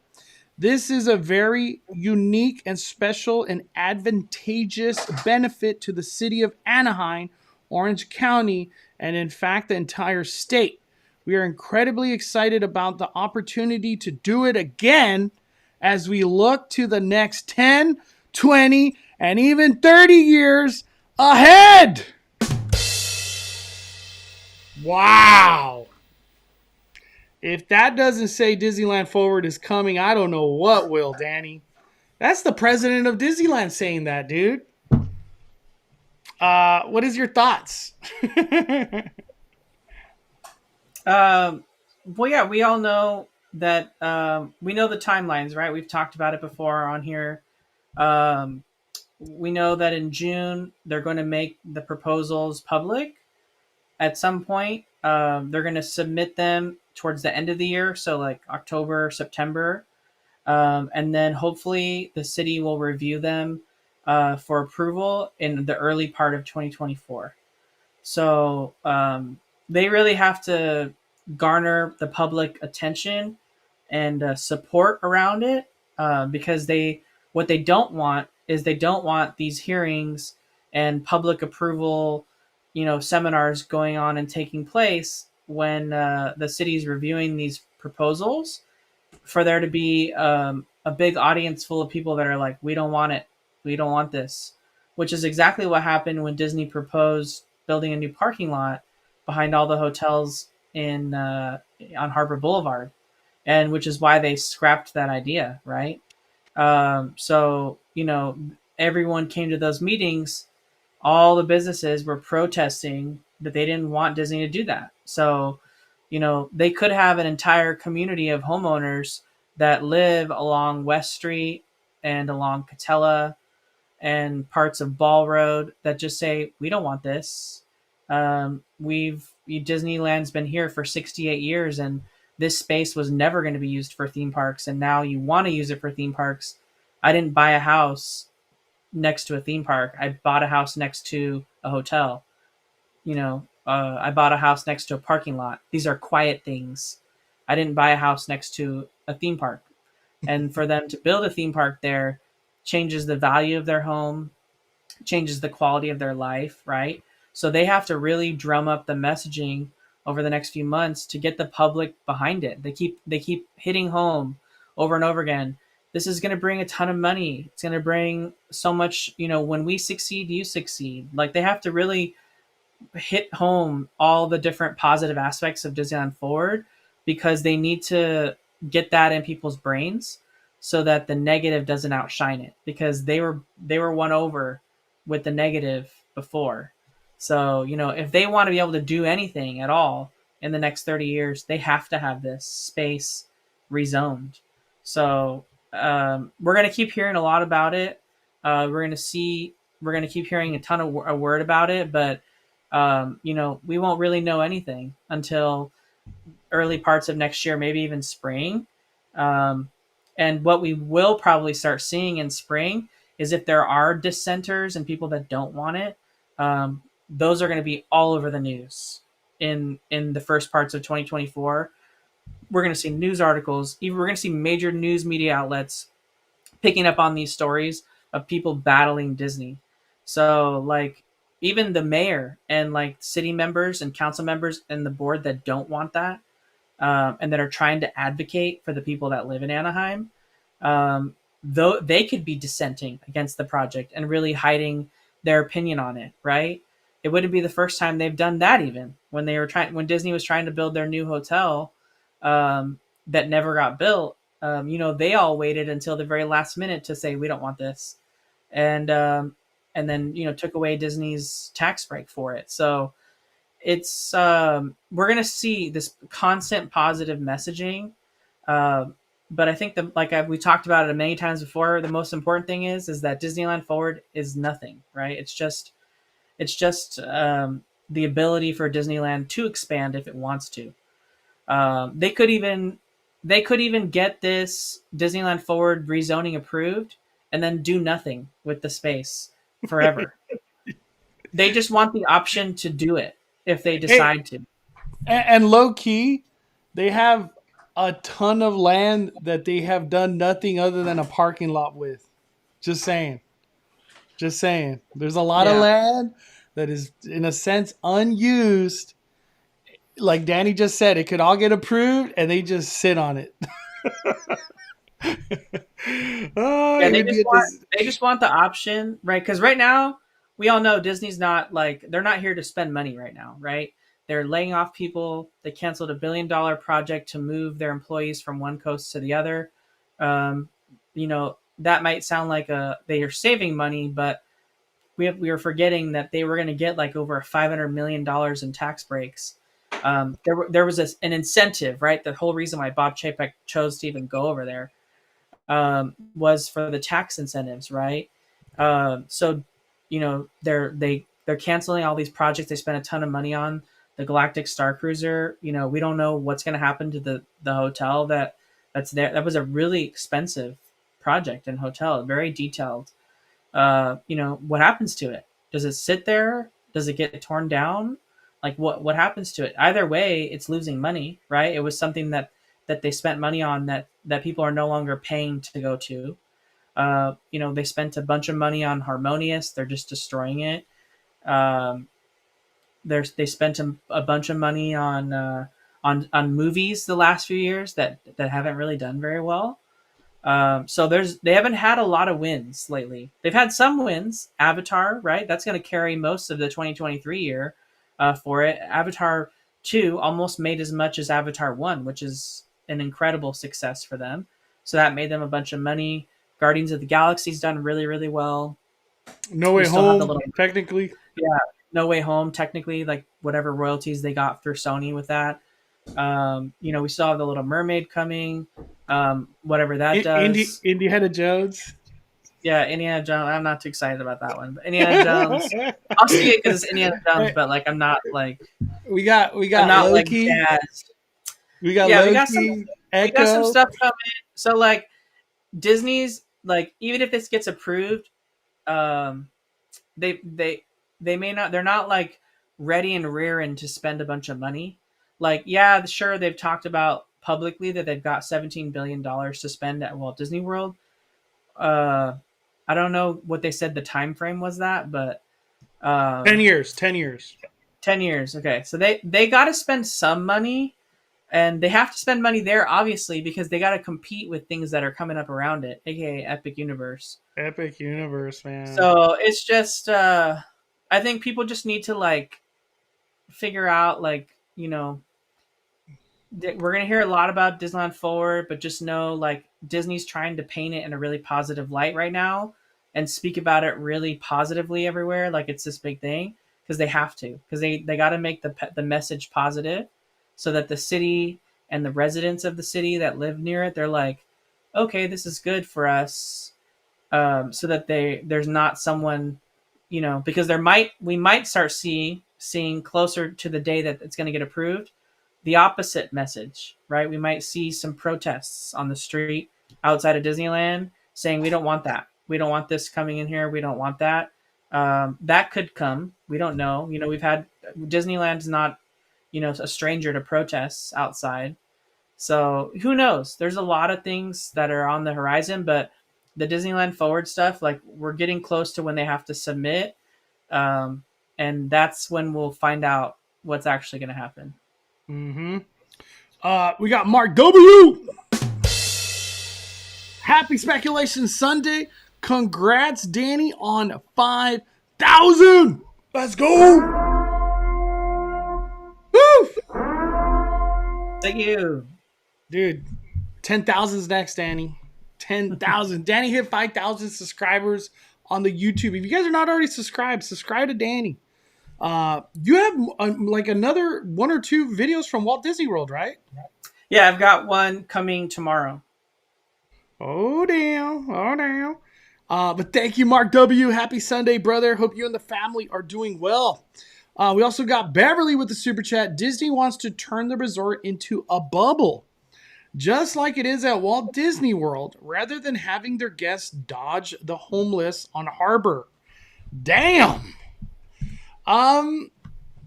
If Disneyland Forward does come, there is definitely that bubble effect, especially with Disney.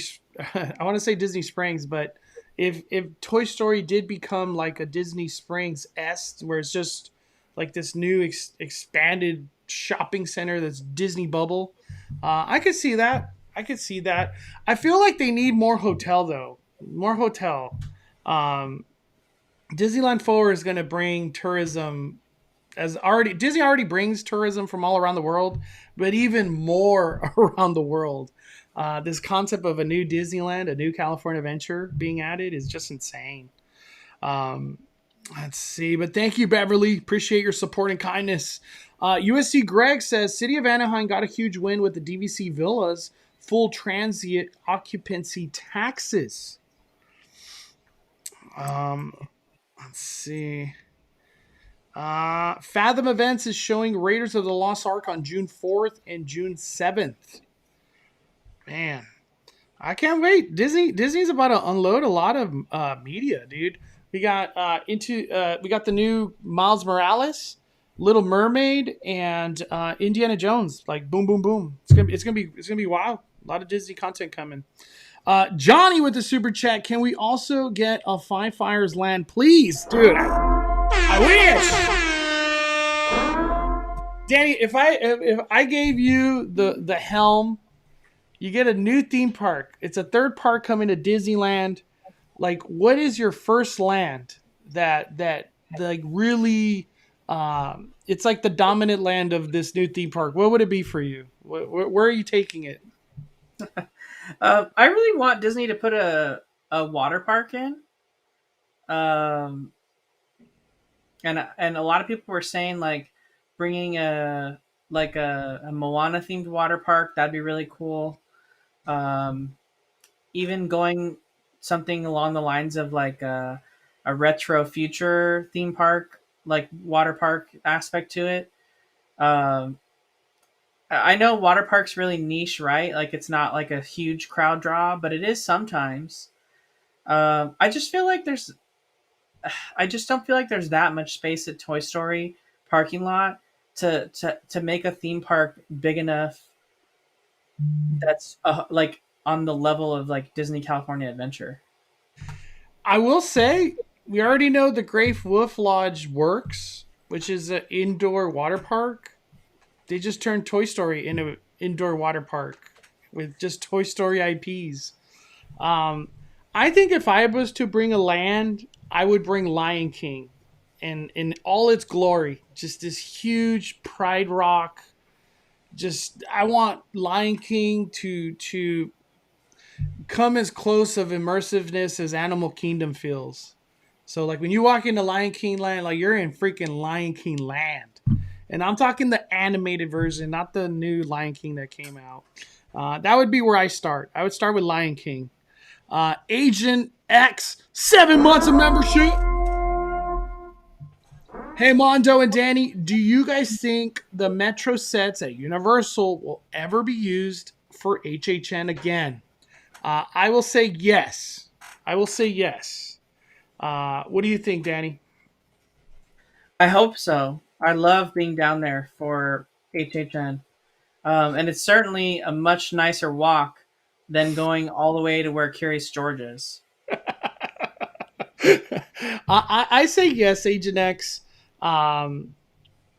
Remind me when we go into the Universal segment. I'll elaborate more, but I say the Metro sets come back. Those things are just too good to never be used again. That space, it's amazing for horror nights. Amazing. KJ, 14 months of membership. Thank you, KJ. And also thank you, Agent X, for being a 5 Club member. Hey, Mondo, Danny, do you think Disney would ever buy Garden Walk? Was there last year, and I was very disappointed, so Disney could fix it. I just want to throw it out there. I feel like Disney's had the chance to buy that land, and they've never done it. I find it hard to believe that over like the last 30 years, they haven't had an opportunity to bid for their land. And it's just, they never did it. I feel like it would, if they did get Garden Walk, it would be very interesting. I don't know how things would play out because it's so weird because you're going over the street into another theme, like into another land. I don't know. It'd be crazy. But Garden Walk, it would be cool if Disney somehow took it over. But I feel like those companies that are there at Garden Walk now are too big. You got there's like a UFC gym now. There's a Mexican restaurant that's like always popping on the weekends there. It's crazy. You got, what is it called? Cheesecake Factory. Freaking, there's like some fish restaurants. It's like high end now. Bubblegum Shrimp, I think, is also there. There's just too many big names that have landed now in Garden Walk. I don't think Disney can even think to buy that stuff out anymore. But thank you, man. All right, closing thoughts on Disneyland, Danny. No closing thoughts really. I mean, I would just say keep an eye on if you have an upcoming trip this summer, especially in the month of June. Keep an eye on the refurbishment calendar.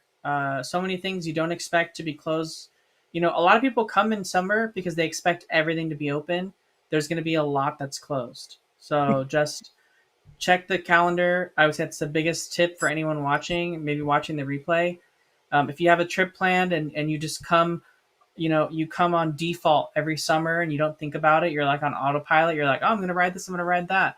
Because you know that nothing's closed in the summer. Well, this summer is different. So check the calendar. My closing thoughts. Everybody heading to Disneyland, be prepared for like this weird hot and cold weather that's been happening. It's just cold at night. It's just how it's been lately. Passes are going to start being blocked out. I'll keep an eye out on how crowds look and keep everybody updated on that because I know that's a big topic. And if I'm not mistaken, I have to check. It's been a while since I've checked. Isn't there like a 3-day deal going on right now or about to go on? Be aware of that. Disney be doing we these got 3-day the deals. Southern California deal. The Southern California deal.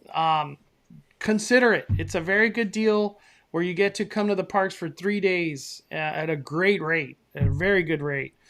So just be aware of that. And I get asked this all the time. I just want to throw it out there. Where's a good place to eat? Plaza and Chicken. Just go to Plaza and Chicken. You can't beat it. You can't beat it. I did get a Venmo super chat. Hold on. I got the notification. It's from USC Greg. What is up?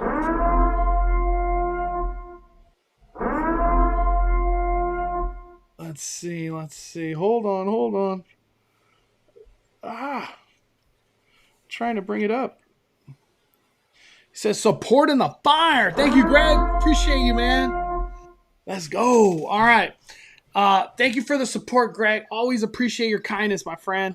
I want to get into Knott's Berry Farm. So we're only going to be talking Knott's Berry Farm for the next segment here on Speculation Sunday. Knott's Berry Farm. That's not Knott's Berry Farm. What am I talking about? Right there.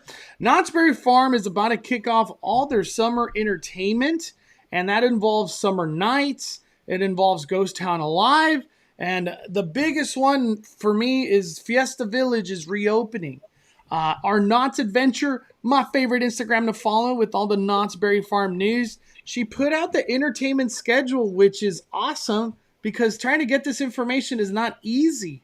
But as you could see, at least as of May 26th to the 28th, so next weekend, Ghost Town Alive is going to be kicking off 10 a.m. to 5 p.m.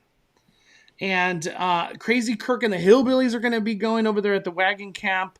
But they're going to have the big hoedown too. Yep. To close out Ghost Town Alive. That's cool. I love the hoedown. That's a lot of fun. It's so interactive and fun. Kids from all ages can interact with that. It's so much fun, the hoedown. Or just the whole concept of Ghost Town Alive. It's fun. The big one too, Danny, we got characters coming back. The Boysen Bear, which is going to be at Charleston Circle. Peanut Pals at Camp Snoopy, and Whittles is coming back. I'm always excited to see characters come back at Knott's Berry Farm. And then the other big one, here is the schedule for next weekend. Calico Mind Stage is going to have Thomasina on Friday. And then Saturday, Sunday, it's going to be Hiatus. So that's good to know. And then we got the other bands that are going to be playing at Calico Park, which is Santana Band, Just Dave Band, Jonathan Stout, and his Campus 5. I'm not sure which one. Where is the 80s? I don't know if our Knott's. Oh, she is in here. Our Knott's Adventure. Is the 80s band one of these? Because I know that there's a lot of hype behind like some 80s band that's coming to Knott's Berry Farm. Our Knott's Adventure with 2 months of membership. So excited for summer nights, Fiesta Village, and Ghost Town Alive. Me too. I can't freaking wait. The other one right here, Danny, this is the new information, dude. Fiesta Village is reopening. I'm going to be covering it all come Friday, Saturday. I probably might go 2 days because I feel like it's going to be a lot. They're going to have the Bob Baker Marionettes. They're going to have a Mariachi Angelitas. Sitara Sun Band. That's new to me. I don't know what that is. Adelaide Salsa Tropical. I don't even know what that's new. It has to be new. And they're going to have this Fiesta Arts and Craft from 11 to 5:30. And then check this out, Danny. Alebrije Gardens Fiesta Village Storyteller. And then they're having this thing called Calle Celebración. So we have like so much happening in just Fiesta Village alone. This is incredible. What are your thoughts, Danny, on Knott's bringing all of this? it's quite a bit, dude. Yeah, I mean, I know a lot of people really like the Bob Baker marionettes, so the fact that they kept that and they're bringing it back, that's going to be a big thing for a lot of people. Mariachis, of course, you know, you can't not have them, right? At Fiesta Village, so that's awesome. You don't know anything about the Cita Razón band? Nothing. I don't know nothing, dude. The Adelaide. So if you look at that, though, that's only Friday, only on Friday for the Cita Razón, and then the Adelaide Salsa Tropical on Saturday and Sunday. So not every, like, it looks like every day for the Bob Baker marionettes and the mariachis, but the other two we're looking at like a weekend only thing, and Cita Razón is only on Friday. So if you're going on the weekend, you can't even see that. And the other ones don't indicate a day, so they're probably every day. Yeah. So, what is the Calle Celebración? We're gonna find out, dude. I haven't got like a little parade or something. I feel like it's gonna be. I feel like it's gonna be like maybe like everybody comes out, like the Bob Baker marionettes, the mariachi comes out, a band comes out. I don't know. It's a celebración. Like I think big. When I hear that, I think big. I'm excited. I was on the website of Knott's Berry Farm, and I still can't like find information on the restaurants and stuff. Like it's not very easy. Like right here, flavors of Fiesta Village. I can't click it. I don't know if it's just my web browser, but I can't click it. Calle, what does it say right there? Calle Celebración. Because calle means street. So is it like a street party? Like what is it? Can you go back to the? Oh, yeah. Hold on, I got it right here. No. You were on the page of it. Oh, you're talking about like at the top right here? Yeah. What does it say there? Oh yeah, this is it. As the sun goes down, the fun heats up with an immersive nighttime street party, Calle Celebración. An epic celebration of Mexican traditions come alive throughout the entire village with lively music and vibrant colors. And then they just kind of give us a glimpse, I guess. It's one of those, like, we're just going to find out. We'll find out on the opening. Our Knott's Adventure says, Mondo, click at the top where the menu is and go to dining. Okay.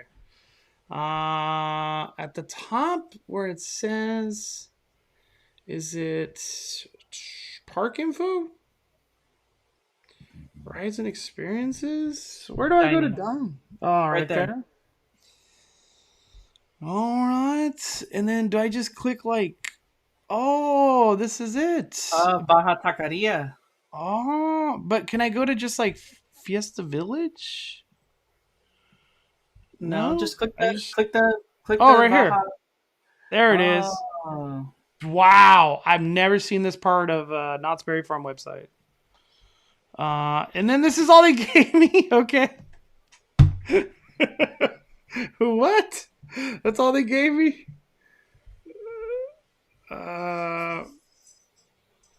Man, that's a new restaurant there.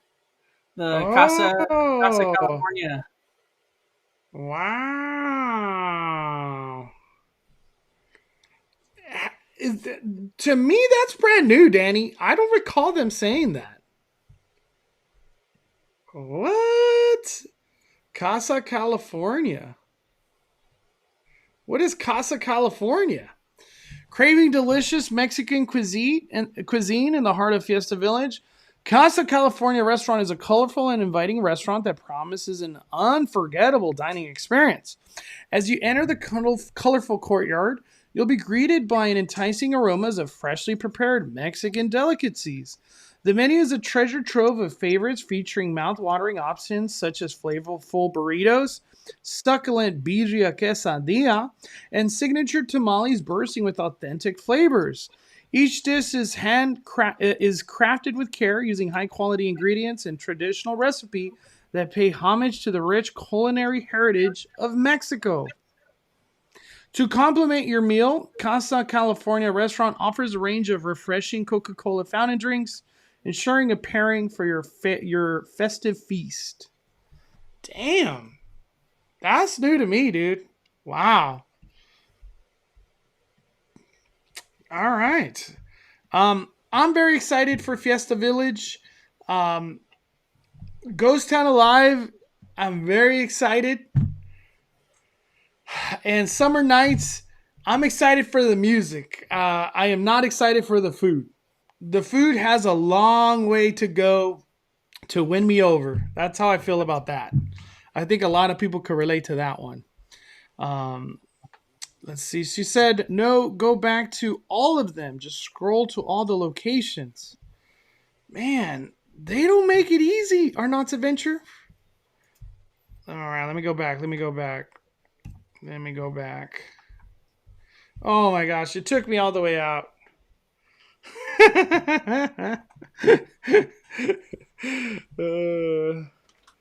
It's just like, it's like hard. There we go. Okay. So there's Baja Taqueria. We're going to have a taco stand. Cantina del Sur, where they're going to serve alcohol. Casa California. And then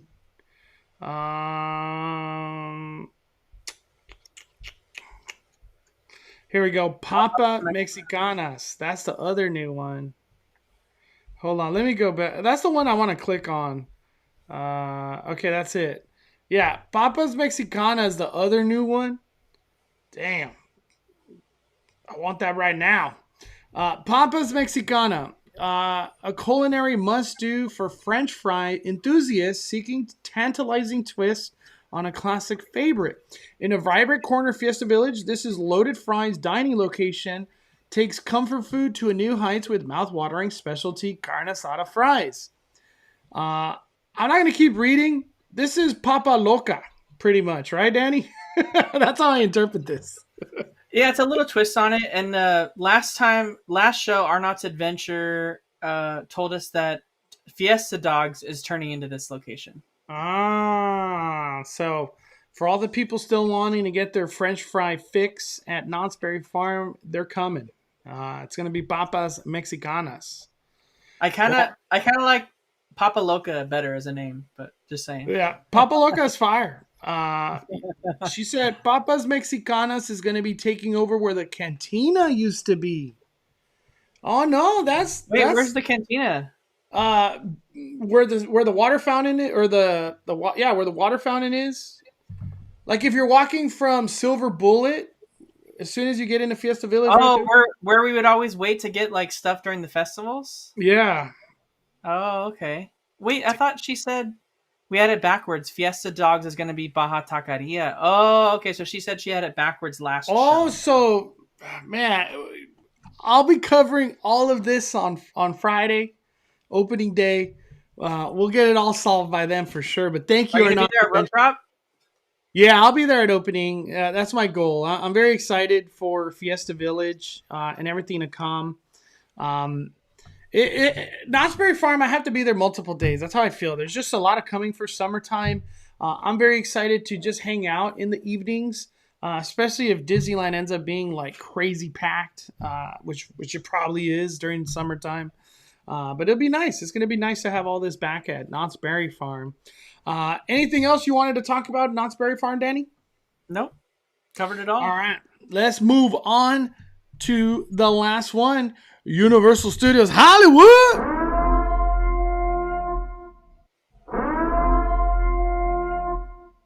Universal Studios Hollywood. no Halloween Horror Night announcement. Everybody's still waiting. At the end of the day, there's all construction happening, but there's not much to talk about we just don't know what these things are. One thing they did announce is that there is going to be a celebration of the 30th anniversary of Jurassic Park with special experiences coming to Hollywood. I don't know exactly just yet what's coming to Hollywood. I know merchandise for sure. And I heard possible like foods and some type of drinks. I would love that tribute store. Yeah, I wish. Sorry, actually, I have their email. It's a media email.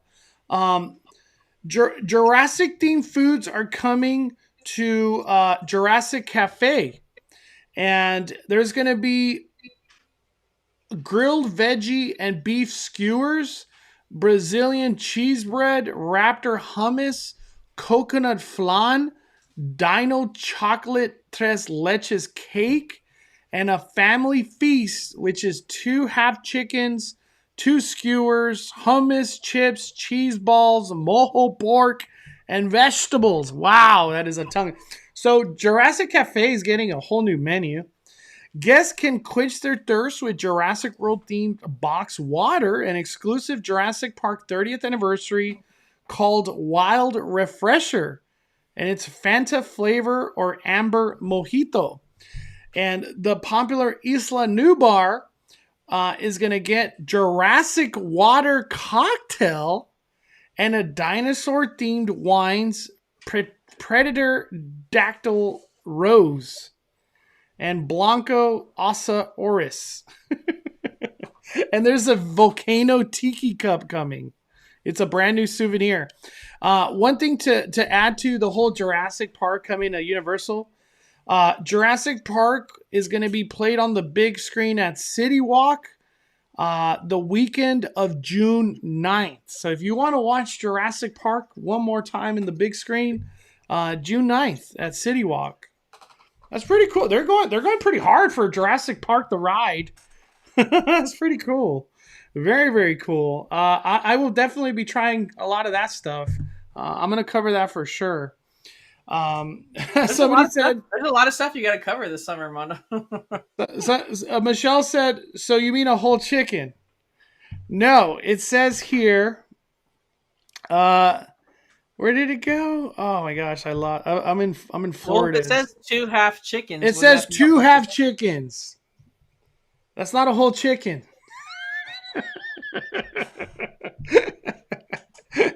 So you mean a whole chicken? I mean 2 half chickens. Okay.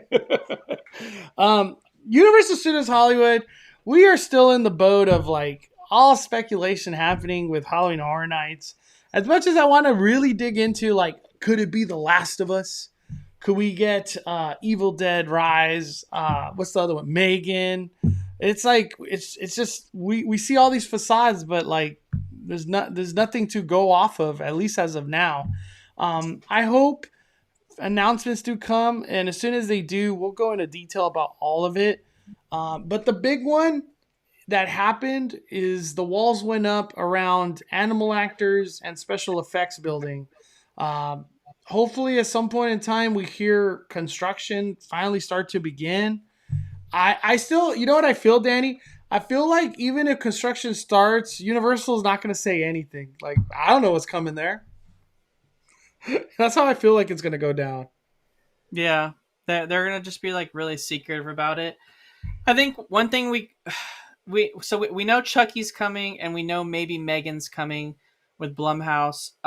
One thing we can't rule out, right, is that Universal's releasing Five Nights at Freddy's in October. That's going to be a fire movie. It's going to generate a ton of buzz. It's going to be scary as heck. The game is scary as heck, and that would make an insanely scary HHN maze. So I would imagine what great promotion to promote your movie, your own movie, then have a maze in HHN. So like, I want to say Five Nights at Freddy's is almost like a guarantee at this point. R2J2 says, I just bought the box water edition for Lorenzo, 6-pack for $25. You can buy them online. What is this box stuff? I gotta look into this. Boxed water is just like a water that's been around for a long time. It's called boxed water, and it's like a white box with like black writing on it that says boxed water. And They made a special edition for Jurassic Park's upcoming anniversary. Huh. All right. 1/2 chicken plus 1/2 chicken equals 1 whole chicken.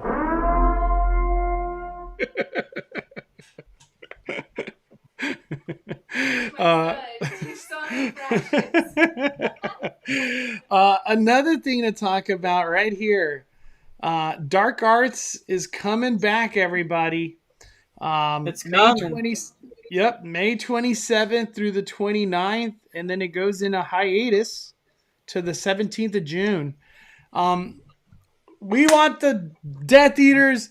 Death Eaters came for freaking grad night. Can we get the Death Eaters in regular theme park hour? I sure hope so. What? That's they just threw a Jurassic Park on the box, and they were like just box water. But be aware, everybody. Anybody going to Universal and Dark Arts is important to you. It's only the 27th through 29th. Just be aware of that. It's not every day. Not every day. I would say if you want to get your photos, Mondo, and also if you want to make sure that you're getting every dinosaur on your box water, then buy the box water on the website, and then you can bring it to Universal and take your photos, right? Because it's like someone said in the chat, it's probably going to be like $9 a box water at Jurassic Cafe, I'm sure. So that's crazy. Universal is expensive when it comes to food. So, like a special box water in and of itself is already kind of on the more expensive side. So like add a like special edition one with like, people want to collect all the different dinosaurs on each one. It's going to be expensive. I'm not going to lie. I want the Mosasaurus one just to have. They did a good job. They look cool. Box water. A lot of people want that Five Nights at Freddy. I'd be cool with it. I don't know too much about Five Nights at Freddy, but I know a lot of people love it. It'd be good. Great. It's a great game. It's very scary. It's very hard to play. Do people still play that till this day, or that fad's kind of gone? I'd say so. Because when Five Nights at Freddy was popular, I feel like it was like, I honestly want to say like 7 years ago or something. I don't know. It just in my brain, I feel like it was a long time ago. It probably wasn't that long, but. So people still playing it on Twitch? Wow. Closing thoughts on Universal, Danny? Man, I'm excited to hear more news for HHN. I would really love Five Nights at Freddy's as a maze. I think that would make in my opinion, such a smart move, not only for how scary that maze would be, but in selling merch, because franchise would also help sell a ton of merch. And I feel like that's what the winner was for 2019. They had Stranger Things and Ghostbusters on the same merch, and they really went like retro with it. And they could go retro again, because Five Nights at Freddy's is themed to like the old version of Chuck E. Cheese that like Mondo and I had when we were kids. So like they can really go retro 90s with it rather than 80s like they did with the Stranger Things Ghostbusters stuff, because that's how we remember that being. So they can go 90s style merch with like Five Nights Freddy's as like the main thing on it, with whatever the other big icon of the year is for Universal Monsters sharing that space. It would be a really cool combo. I would love to do it. I feel like it'd be a good way to bring like a different fan base to Horror Nights too, because I feel like just that alone, like Five Nights at Freddy, people that are fans would come to see it in person, come to life. It's going to be good. It's going to be really good. All right, Danny, closing thoughts on everything, my friend. Let's fire it down. Dang, I don't know. I'm excited for all the changes coming. Like, seeing what happens in downtown Disney. I want to go see Fiesta Village at Knott's Berry Farm. For sure. I want to do Ghost Town Alive, see how it's changed this year. Just excited to get back out there again and start covering things. And also, I'm excited to see Splash Mountain evolve. Right, like we get to see Splash Mountain change like right in front of our eyes. So it'll be cool once it closed to see how quickly they get going on that, and how fast they start to deconstruct the outside.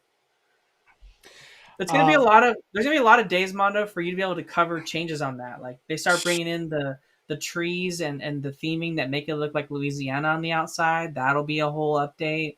Splash Mountain, I feel like they're gonna get to work. Outside. They're gonna get to work right away. That's how it went down in Florida. They started right away, like literally right away. My closing thoughts. I have a feeling and a speculation we're gonna hear a lot of San Francisco news this week. Tuesday or Thursday. That's usually when Disney be dropping their What names. about Oogie Boogie Bash tickets? I think Oogie Boogie Bash will be the first week of June. Somebody said that's what it was previous year.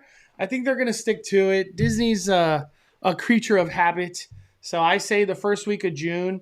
I think they put out a teaser this week, but they don't give out the dates. That's what I think. But I know everybody wants Oogie Boogie Bash news big time.